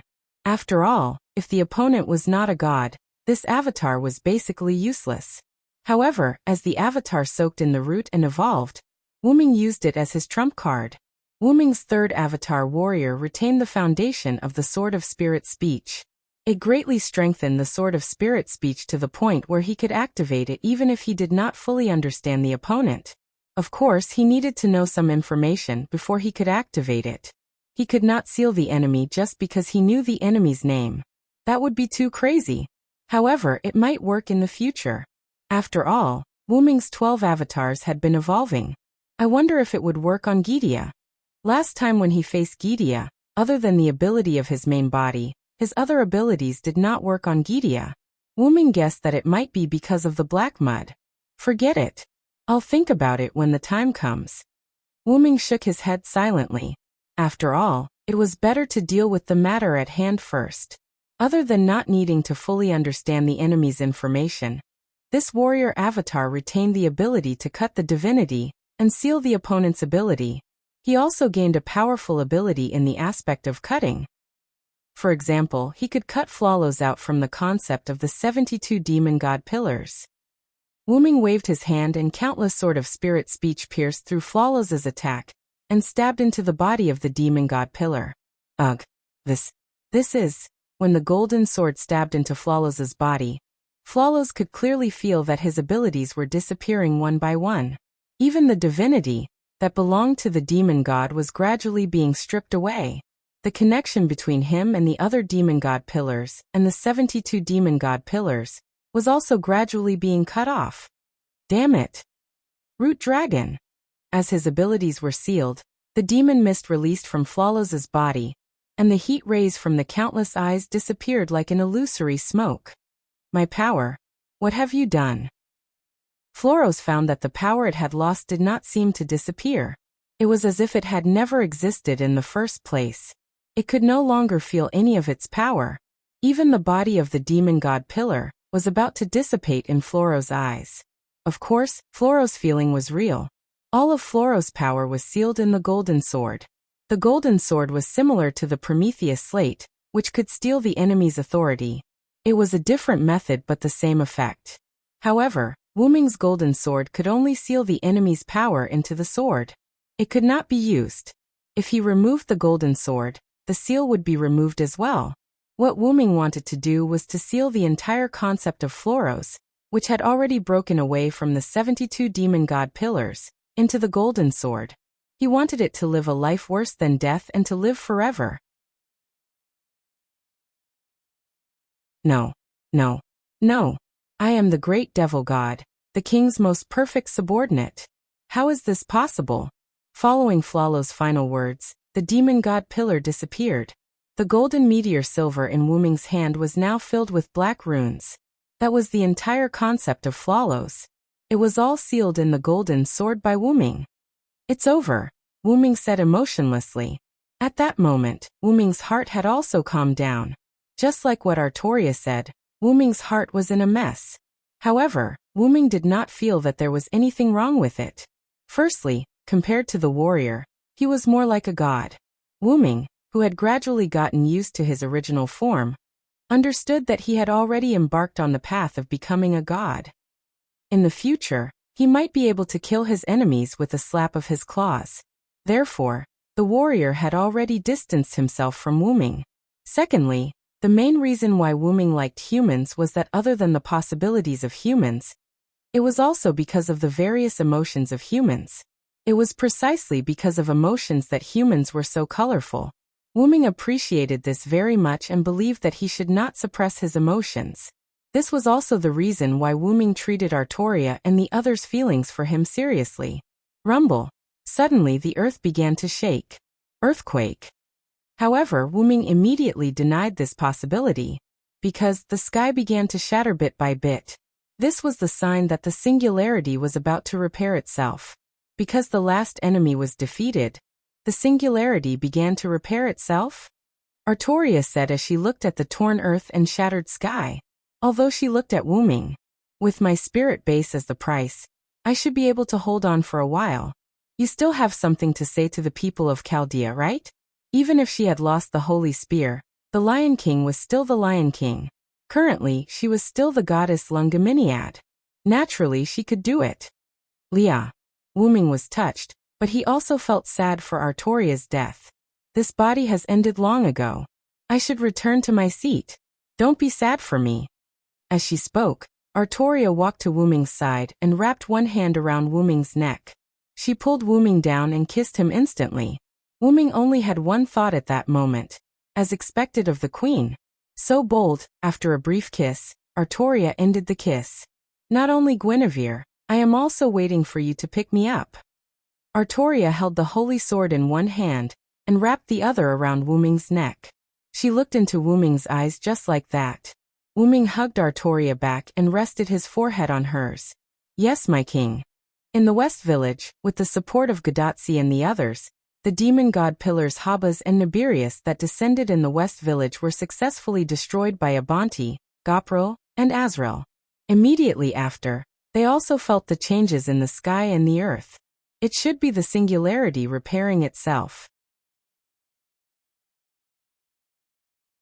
Looks like it's in a hurry. Fujimaru, Matthew da Vinci, get ready. Roman, prepare the Reiki transfer immediately. Olga Marie's voice came from Gadatsi's bracelet. When they left the desert and came to the West Village, Gadatsi's communication with Chaldea was restored. On the other side of Chaldea, Olga Marie, who just came out of her room, was responsible for answering the call. And Roman naturally retreated to the second-in-command position. Yes, I understand. Roman's weak voice came from Gadatsi's bracelet. So Senior Villo has taken care of the enemy over there? Matthew was overjoyed.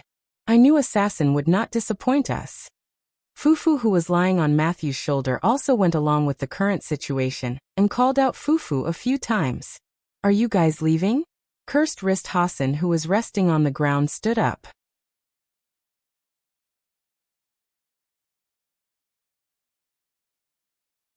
Chapter 805. Not only Cursed Wrist Hassan, but the other few servants also changed from sitting on the ground to rest, to a standing posture. After all, their friends were about to leave, so they should stand up and express their politeness. And the reason why they called the servants few was that they had no choice. Although they were the most supportive, their opponents were the demon god pillars after all, which was already a calamity for them. Arash and Bayface Hassan had already been sacrificed. Arash chose to self-destruct his noble artifact, instantly injuring the demon god pillar Hapas. 100 Faces Hassan, on the other hand, was engulfed by the demon god pillar Nibirius heat ray in order to save Quiet Hassan. Tang Sanzang and Fujiwara had already been sacrificed before Gadatsi and the others came. However, because of Tang Sanzang and Fujiwara's sacrifice, the villagers here were all fine. They were all covered and retreated to the west. After all, Abanti, Gileal, and Azrael did not value humans very much, coupled with the frequent attacks of the two demon god pillars. Even if it was Wu Ming's order, they could not and did not want to completely protect the villagers. Therefore, other than Gadatsi, Matthew, and Da Vinci who belonged to Chaldea, the remaining servants were Cursed Wrist Hassan, Quiet Hassan, Lancelot, and Guinevere. However, because they were servants, they were not really dead. Therefore, everyone was not too sad. They just lamented that they could not walk to the end together. Fortunately, it's all over. Lancelot, who was standing behind Matthew, used Alandet to support his body. He was covered in blood and gasping for breath. He had suffered a lot of injuries in the desert before. After coming here, in order to protect Guinevere and Matthew, he was indirectly targeted by the demon god pillars. He was seriously injured. Although he did not leave, he was almost done. It was a miracle that Lancelot did not leave. This might be love. Lancelot, are you okay? After all, he was the one who risked his life to save him. Guinevere thought that he had to show some concern even if it was just for show. Your Highness, it's good that you are fine. As long as Guinevere was fine, Lancelot was relieved. I'm fine. Sir Lancelot, you should pay attention to your injuries. After all, from Guinevere's point of view, Lancelot was no longer severely injured. He was as good as dead. Dad, don't move around. You're hurt too badly. Matthew noticed that Lancelot had stood up and immediately pressed him down to sit down. Lancelot felt a mouthful of blood rise to his throat, but he swallowed it back down. He was agitated by Matthew calling him Dad. I'm fine. My dear daughter, Star.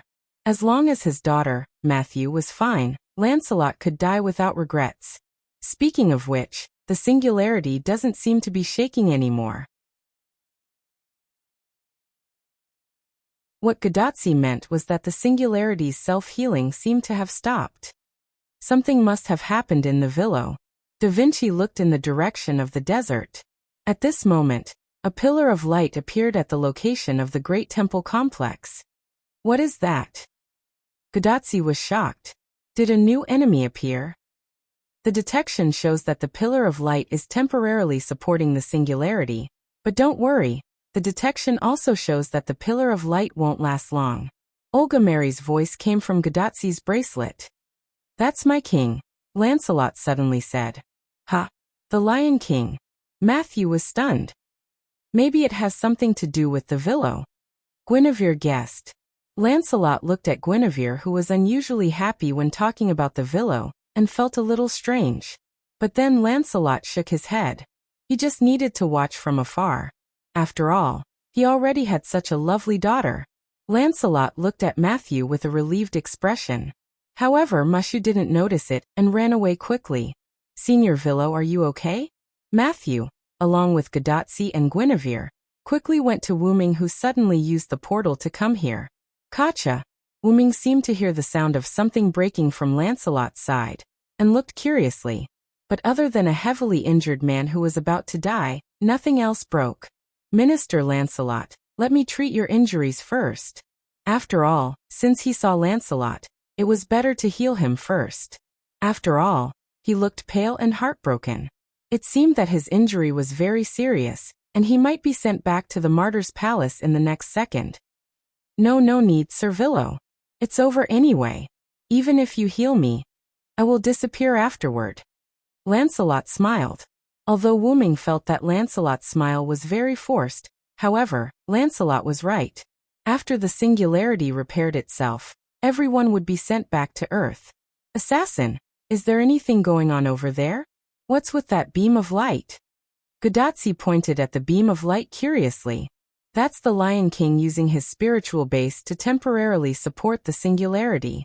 I have something to tell you, Wu Ming replied. Wu Ming came in front of everyone and looked around. The West Village basically didn't look like a village.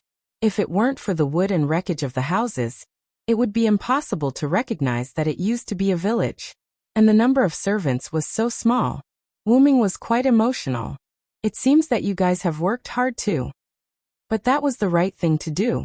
After all, cutting down the demon god pillars like cutting melons and vegetables could only happen to people like him and Artoria. Lancelot was seriously injured and was about to die. Although Quiet Hassan seemed to be fine, his breath was also very weak. Matthew and Gadotsi were also in a mess. It seemed that only Guinevere was okay. Yes, there was also Fufu, the little guy, who could still maintain his beautiful fur after the battle. It was worthy of being the fourth beast. As for the others who were missing, there was no doubt that they had all left. Seeing Wu Ming staring at Fo, who was hiding behind her neck and shivering, Mashu suddenly realized what was going on and explained. Villo Sr., Fufu disappeared after coming to the West Village with us. I just found it in the village when I came back. To be precise, Fufu ran over by itself. After looking at Fufu a little, Wu Ming no longer cared about it. Wu Ming began to talk about the main topic.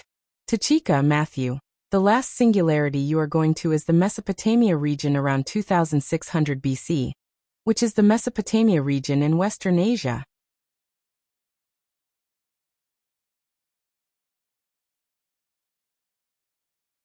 Chapter 806. However, before Gadotsi and Matthew could be surprised, Olga Marie in Chaldea's control room was the first to be surprised. Mesopotamia? Olga? Is your seclusion over? Olga Marie's voice came from Gadotsi's bracelet, attracting Wu Ming's attention. What seclusion? What a strange way to put it, you bastard, Olga Marie said sarcastically. Since you don't know about the last singularity, you must have just come out of seclusion. Chaldea should have detected the location of the last singularity. It seems that Roman hasn't told you yet. Wu Ming's judgment was right. Olga Marie did take over Roman's position as soon as she came out of the room. Then Olga Marie went crazy. Roman. Why didn't you tell me such an important thing? And from Chaldea's control room, Roman's voice came faintly. Director, you didn't let me speak without permission from the beginning. Then there was a loud noise and Roman's voice disappeared. Ignoring what was happening in Chaldea's control room, Wu Ming looked at the world that was faintly shaking and repairing itself, then looked at Gadotsi and Matthew. There's not much time left. I'll make it short. I've been to that singularity. Take this. It should be able to help you, Wu Ming said, taking out a palm-sized white scale that contained magical power. What a beautiful scale. Gadotsi carefully took it. Oh, it's a very rare material. Da Vinci carefully looked at the scale with his glasses. I didn't expect Senior Villo to have been to 2600 BC. Matthew said in disbelief. The enemy of that era is beyond your imagination. Be prepared. Wu Ming reminded with a smile, but he didn't say who the enemy was. Gadotsi was about to complain, but Olga Marie's voice came again. Tachika, Matthew, Da Vinci, the ray shift is ready. Right, there's also this. Help me hold it. In the end, Wu Ming took out a holy grail from the golden ripples. Another holy grail? Gadotsi was stunned. However, they had also encountered multiple holy grails at the American singularity, so they were not too surprised. However, Wu Ming shook his head. This isn't the Holy Grail. It's just a sealed vessel in the style of the Holy Grail. And the one sealed inside was naturally Floros. I have sealed the concept of the demon god Pillar Floros into this container. However, it is not easy for me to carry it around, so I hope that it can be handed over to Chaldea for safekeeping. Wu Ming hadn't come into contact with the warrior transformation yet. He turned the golden sword that sealed Floros into the shape of a holy grail, hoping to hand it over to Chaldea. Chaldea's own magnetic field could block human combustion. Therefore, with the effect of Chaldea's own magnetic field, even if Wu Ming removed the warrior transformation, the seal of the Holy Grail would not be broken. However, Wu Ming's words gave Gadotsi and the others a shock. There's a demon god pillar sealed inside? Gadotsi and Matthew were stunned. According to the detection of the instrument, there is indeed something strange inside, but it is not active. Maybe it's the effect of the seal that assassin mentioned. Olga Marie was very calm. Then from Chaldea's control room came Roman's words. This thing is too dangerous. And so on. Then there was another loud sound, and Roman was silent again. Well, this will be taken care of by the genius Da Vinci. Da Vinci took the Holy Grail from Wuming's hand. Wuming nodded.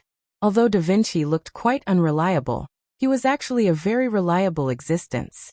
Then Wuming looked at Gadotsi and Matthew. Remember, you can show that scale when you ask for help. And don't forget, the first Hassan promised to help you. Matthew and Gadotsi's eyes lit up. The fact that Wang Hassan did not help at this singularity made Gadotsi complain. It turned out that he had indirectly left the opportunity to help for the next singularity. Senior Villo, will you help us too? Matthew asked curiously. Of course, I just had some matters to attend to, otherwise, I wouldn't have given you this scale. Wu Ming smiled as if it was a matter of course. Assassin and everyone were leaving. Gadotsi waved her hand and said goodbye to Wu Ming and the others.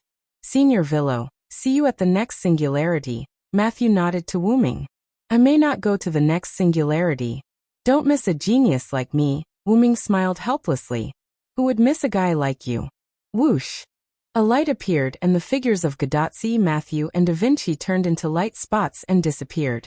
At the same time, Lancelot, who was immersed in the sadness of his daughter not saying goodbye to him when she left, began to glow.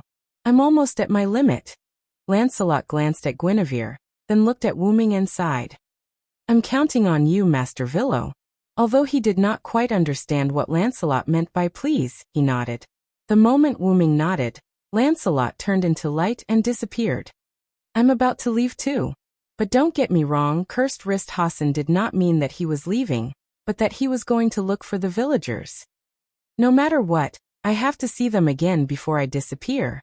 Cursed Wrist Hassan said goodbye to the remaining few and disappeared like an assassin. Master Villo, it's just you and me left. Guinevere smiled happily. However, Wu Ming looked at Quiet Wrist Hassan, who had no sense of presence, and smiled awkwardly. But before Wu Ming could speak, Guinevere chose to leave. The king should be gone now, so I can't be left behind. I'll go first, Master Villo, don't forget to pick me up. Guinevere finished speaking, then turned into magic particles and dissipated. Rumble. The whole world began to shake violently. It seemed that as Guinevere said, Artoria had left. Finally, Quiet Wrist Hassan walked to Wu Ming and bowed. Master Villo, thank you. Before Wu Ming could speak, Quiet Wrist Hassan also turned into magic particles and dissipated. Really, why don't you all listen to me? With a sigh, Wu Ming scratched his head helplessly. You won't leave just like that, right? As if responding to Wu Ming's words, two angels descended from the sky, one on the left and one on the right, to Wu Ming's side. Well, of course, Master. Zapril flapped her wings and smiled. As long as you don't give up on us, we will always serve you, Master, Azrael said respectfully. This time, she did not use any fancy words. It's been hard on you all this time. After all, apart from Azrael and Zapril, the other Skywings were basically in a berserk state, and had not experienced any other world's fun. Master, we sisters won't blame you, Meow. Even in a berserk state, we still had a lot of fun, Azrael and Zapril replied to Wu Ming one after another. Then let's leave together, Zapril, Azrael and Abanti. Although Abanti did not have much of a presence, he had already landed on the ground, right behind Wu Ming and the other two. Rumble. As the world shook, the whole world began to repair itself, and everything returned to normal.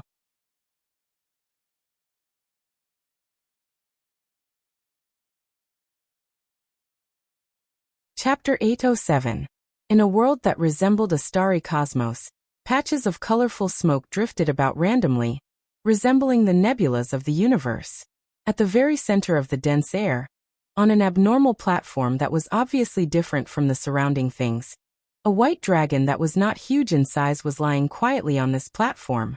It was not breathing at all, just like a statue.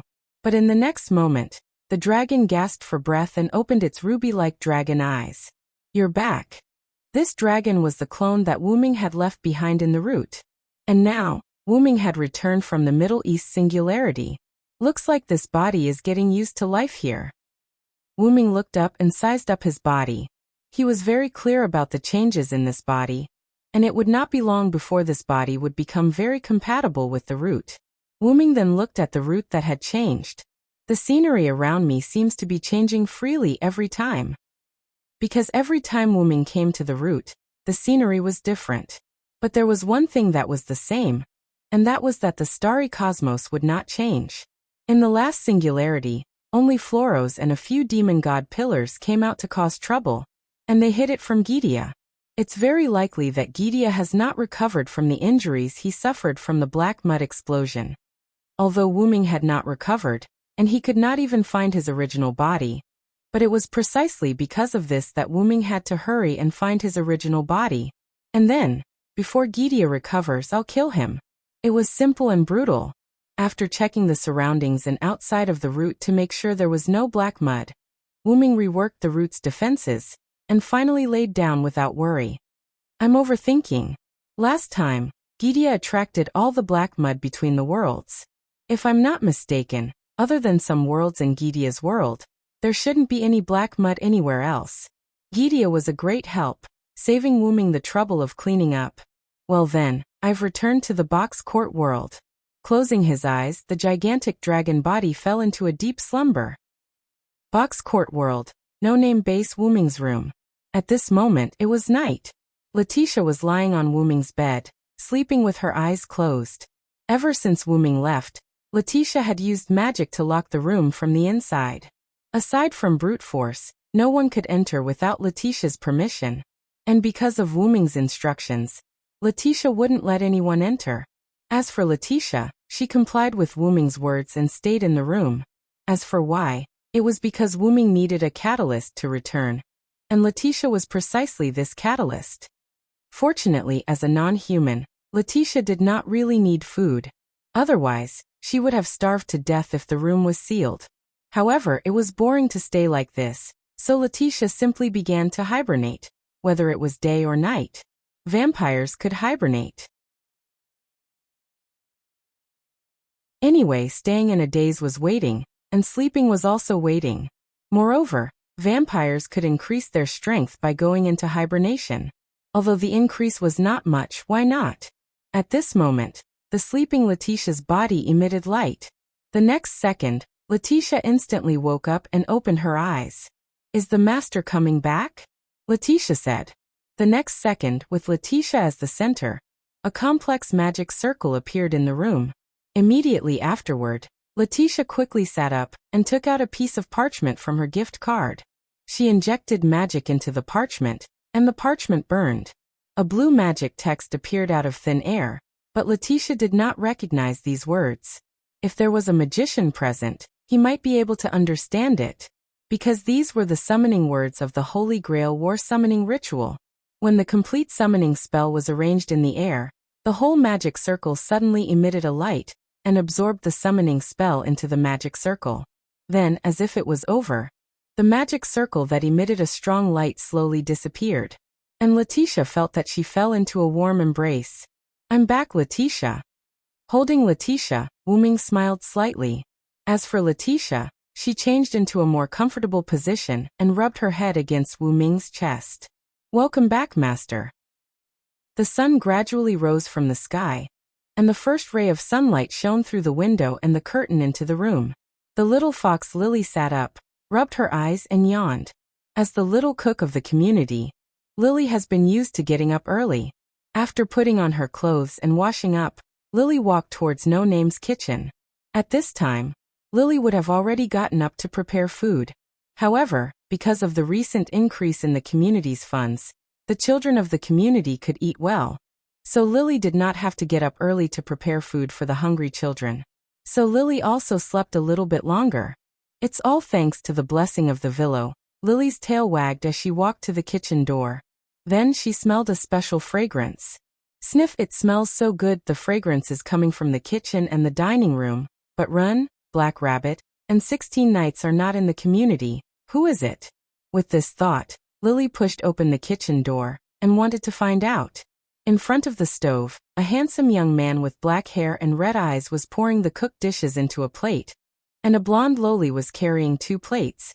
It seemed that they were going to the dining room. However, these 2 people gave Lily a shock. Mr. Villo. Mr. Letitia. Are you back?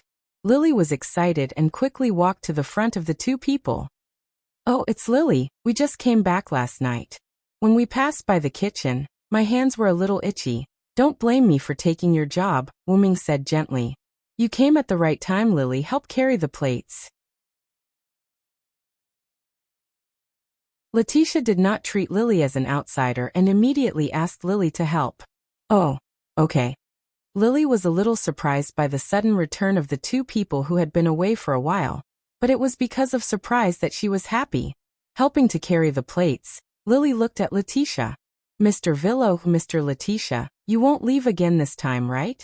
Looking at Lily's expectant face, Letitia glanced at Wu Ming, indicating that she would let Wu Ming explain.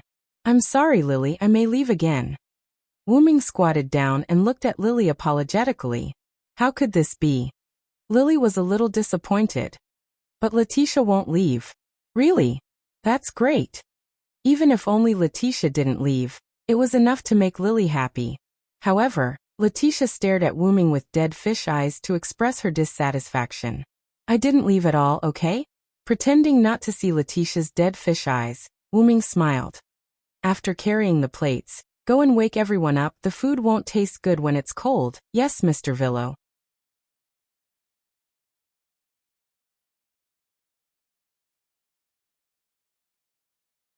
Chapter 808.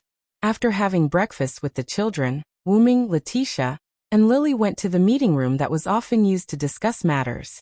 They asked Lily where the others went. Mr. 16 Knights and the others went to the Southern District. Lily told Wu Ming that after Wu Ming left, No Name was invited by the Southern District's Community Alliance, Dragon Horn Griffin Lion, to participate in the upcoming Harvest Festival because of its reliable strength. Because the community had the magic puppets and Lily, there was no need for anyone to stay behind to look after them. Run, Black Rabbit, 16 Knights, Juyuan Flying Bird, and Kasuga Hibiya all went. How long has it been since they left? After all, he had to figure out how long he had been gone. About 5 or 6 days. To be honest, I didn't expect Mr. Villo and Letitia to come back so soon. Lily's little fox tail wagged. She was quite satisfied that Wu Ming could come back so soon. Wu Ming was stunned. If he remembered correctly, he had stayed in the Middle East Singularity for 5 or 6 days. The flow of time was the same, so it should be different. What was going on? Noticing that Wu Ming had something on his mind, Letitia thought that Wu Ming was worried that 16 Knights and the others would cause trouble in the Southern District. Master, do you want to go over and take a look? Letitia, who was standing behind Wu Ming and had changed into a blue and white maid uniform, asked in a timely manner. Forget it. Let them cause trouble over there. Wu Ming shrugged. He would rather be idle in the Eastern District. Since he was in this world, he should deal with the matters of this world first. Then Wu Ming asked about Pest. Speaking of which, what happened to Pest? Wu Ming left in a hurry and didn't have time to deal with the matters after the Fire Dragon's birth festival. They had agreed that the defeated Demon King would belong to No Name. Regarding this matter, Mr. Villo, please don't worry. After all, Lord White Yiksha is very fair. Although White Yiksha was not serious in the eyes of Wu Ming and the others, she was actually a very dignified existence in the Eastern District, and even the entire Hakata. Since she had agreed to something, she would do it. After all, this was something that had been decided before. Even if Salamandra wanted to go back on their word, White Yiksha wouldn't allow it. Besides, Salamandra couldn't go back on their word. After all, Salamandra won't stand on the opposite side of us just because of a mere 5-digit Demon King. Moreover, No Name has just re-established an alliance with them. However, Lily showed a distressed expression. However, Lord Vero, because the members of the community have all gone to the South District, our Lord Demon King is still with Lord White Yiksha. Wu Ming was Yiksha was Yiksha was White Yiksha was White Yiksha was White Yiksha's. It would definitely take some time for White Yiksha to deal with Pest's matter. And it just so happened that the rest of No Name had gone to Southside. In the absence of the main members, Lily couldn't make the decision on her own. Then Lily showed a reassuring smile. Since Lord Villo is back, there won't be a problem. After all, Wu Ming was the main member. It was reasonable for him to take the spoils from White Yiksha. Then, Wu Ming sighed and cancelled his original plan. Okay, Letitia and I will go. Eastern District, 210-5380 Outer Gate. 1000 Yes Branch. Inside the Japanese-style shop, White Wuxia knelt on a cushion, leisurely drinking tea and eating snacks. She looked quite relaxed. Suddenly, a black-purple ripple appeared beside White Wuxia out of thin air. Glancing at the black-purple ripple, White Wuxia still calmly drank his tea. Wuming and Letitia walked out of the portal. Wuming casually found a cushion and sat next to White Wuxia. Letitia, the maid, seemed to be infected by her master. She also found a cushion and knelt next to Wuming. Wuming picked up White Wuxia's snack and threw it into his mouth. It was as if he treated this place as his own home. Sigh, don't say this snack is not bad. Right. This snack is a precious snack that I, White Wuxia, treasure. White Wuxia nodded subconsciously. Let's have some too, Letitia. Wuming picked up another piece of dessert and passed it to Letitia. Hey, you brat. Don't treat this place as your own home. White Wuxia unhappily put the plate with a few remaining snacks into his arms with a, I won't let you eat any more look. Looking at you, people who don't know would think that I did something to you. Wuming didn't even look at White Wuxia. He maintained his sideways posture and raised his hand holding the snack to feed Letitia. Letitia was a bit resistant. After all, she was Wuming's maid. How could she let her master feed his maid? However, she had to give Wuming face. Therefore, Letitia ate in small bites. After all, from the beginning, Wuming didn't treat Letitia as a maid. Instead, he treated Letitia as a little girl who liked to play maid games. You are quite leisurely and elegant to be intimate with your little maid. Poor Ren and the others are still fighting for the community in the southern district. White Wuxia quickly finished the few snacks on the plate and said viciously to Wuming. Letitia's face turned red. However, because of her master's thick skin, her face also became thicker. Don't think that I don't know. You must have known that Letitia and I temporarily left No Name a few days ago. After feeding, Wuming patted the snack crumbs on his hand and looked at White Wuxia again. I'm here to take away the spoils of war belonging to our No Name, White Wuxia, MHM. Following Wuming's drawn-out MHM, Wuming extended his hand at the same time, not at all courteous to White Wuxia. Seeing this, White Wuxia stopped joking with Wuming and became serious. Demon King, I've prepared it, but I thought that Ren would take it. You mean Ren's gift, right? Ren Russell had the elf servant. He could perfectly control the spirit race that formed a contract with him, regardless of their spiritual level. But because I'm the only one in No Name at the moment, Lily recommended me. Wuming spread his hands helplessly. If he couldn't beat it, he could take it back and give it to Ren. Forget it. In the current situation, even if I give it to Ren, I'm afraid it won't be of much help to No Name. White Wuxia said as he took out his gift card and took out a ring from it. However, Wuming was puzzled by White Wuxia's words. What happened? Facing Wuming's puzzlement, White Wuxia sighed. Pest's strength was affected and decreased a lot.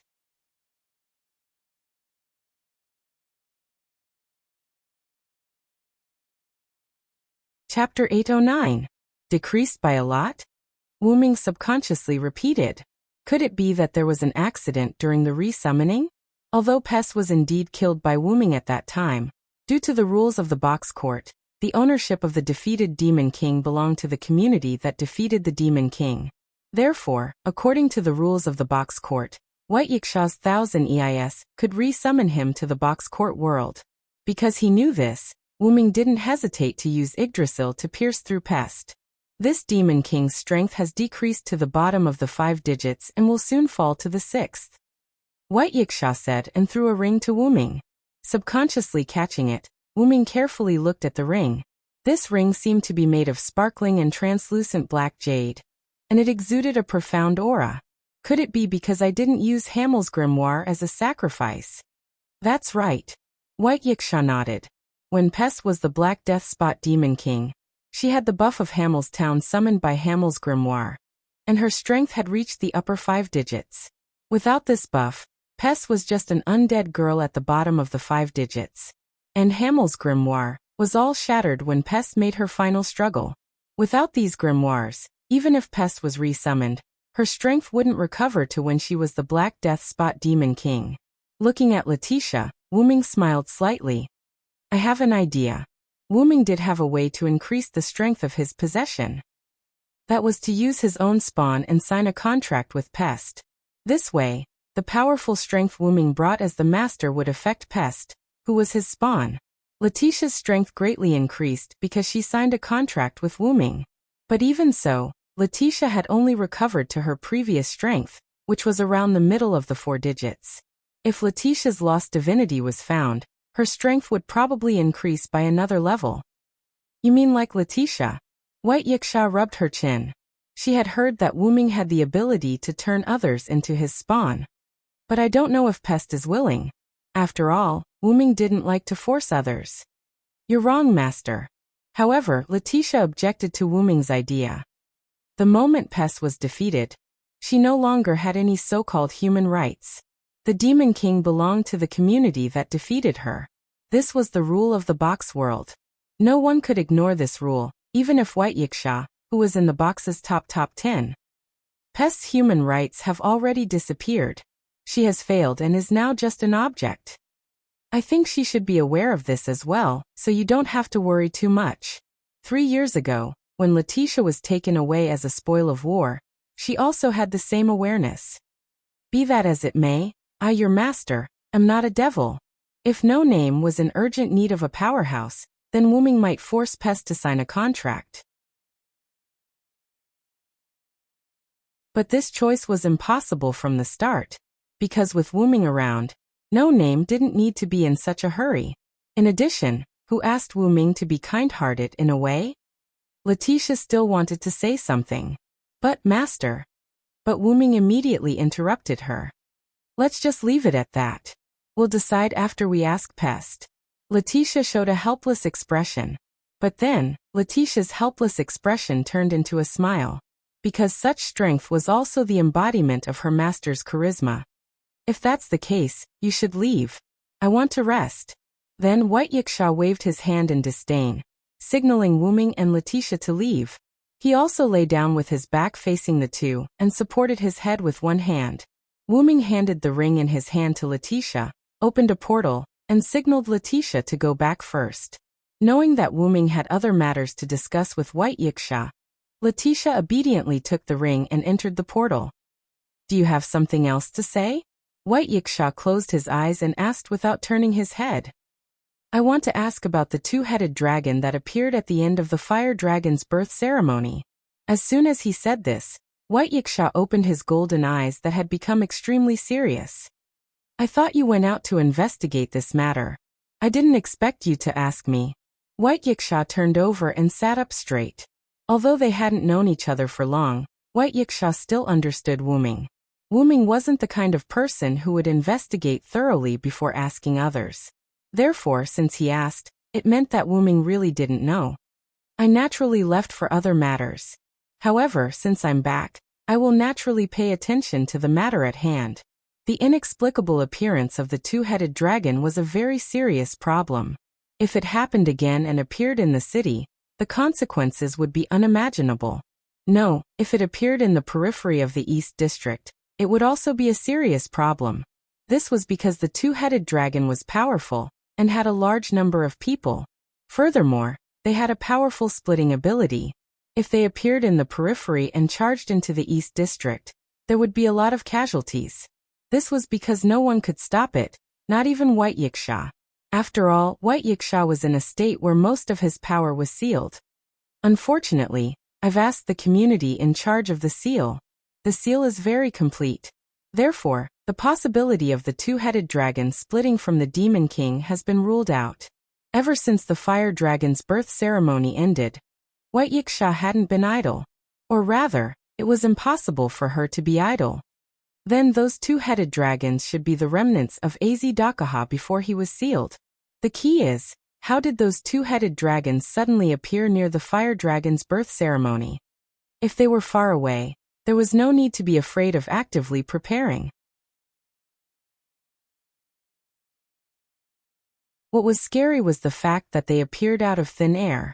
Regarding this, even she, White Yiksha, couldn't find any useful information.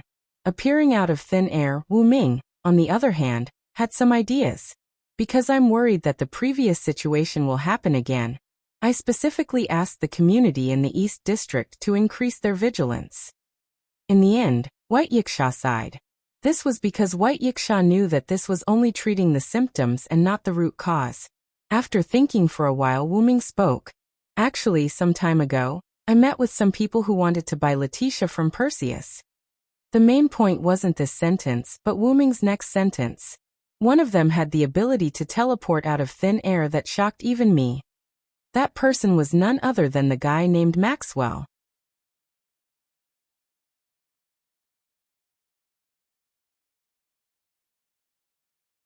Chapter 8:10. That was a man who called himself Maxwell. He appeared beside me out of thin air. While I was distracted, he teleported away his companion who was suppressed by me. In the end, I fought him. I estimate that he's a 4-digit existence.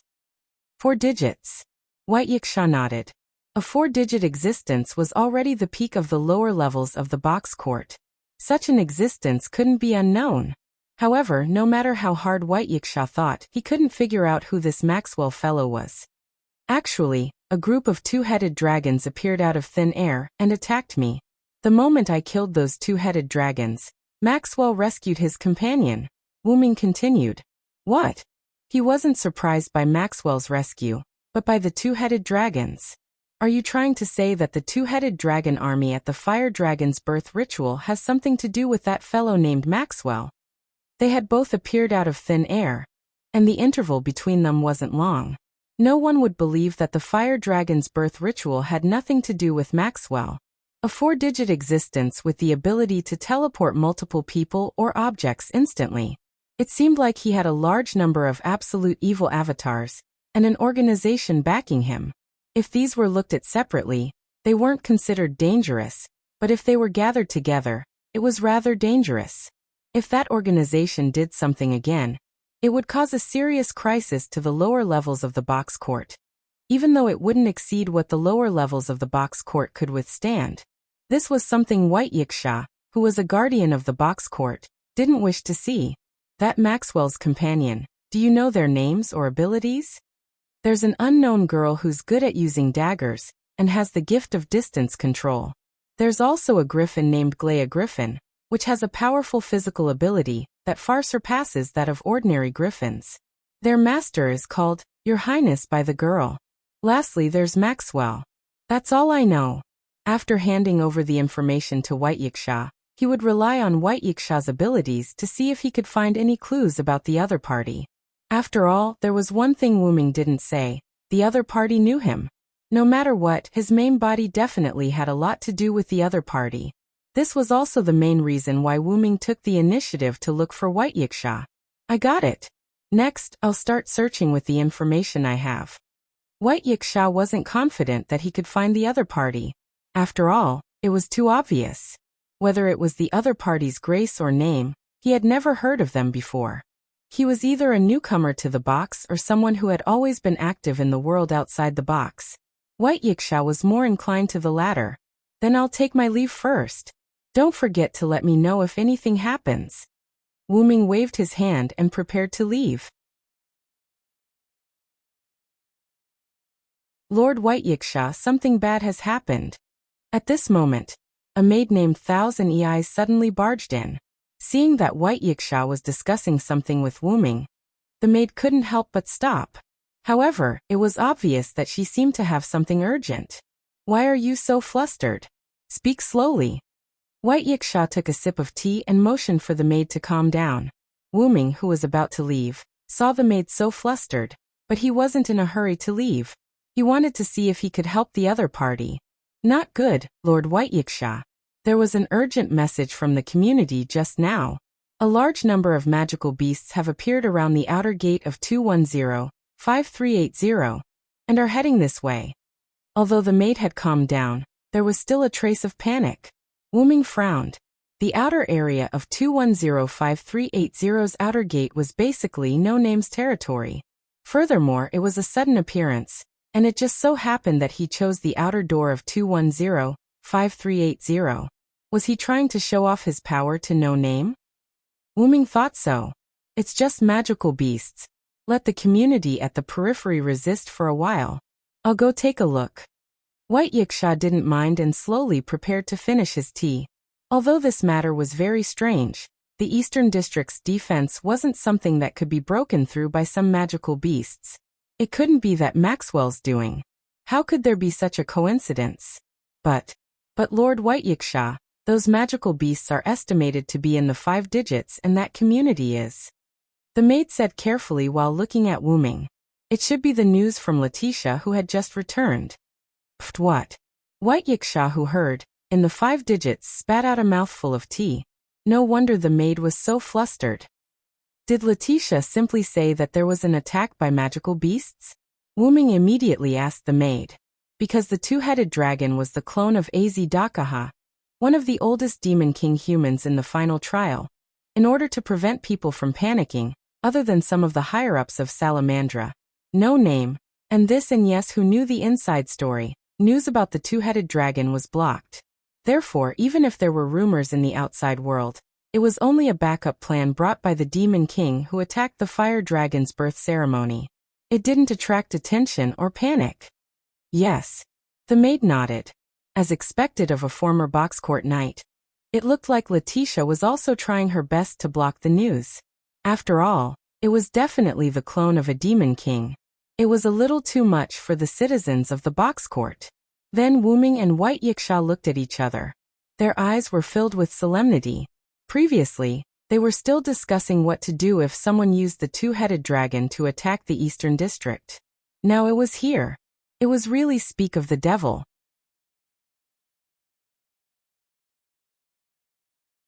At the same time, Wu Ming and White Yiksha also felt the tremors of the earth from the 2-headed dragon. How many 2-headed dragons did it take to cause such a magnitude of earthquake? Without further ado, Wu Ming immediately opened the teleportation door. Let's go, White Yiksha. White Yiksha nodded with a gloomy expression and walked into the teleportation door with Wu Ming, leaving behind the maid who was at a loss. 210-5380 Outer Gate, where No Name was located. In the vast wilderness, magic puppets were arranged into several layers. They stood at the outermost periphery as if they were defending against something. Letitia probably ordered the magic puppets to form such a wall, to defend against the 2-headed dragons. The children of No Name were nowhere to be seen. Wu Ming used his spiritual power to probe, and found that the children were in No Name's house. Letitia was beside the children, comforting them. Not far away, a large group of white figures was rapidly advancing. It was the white 2-headed dragons on all fours.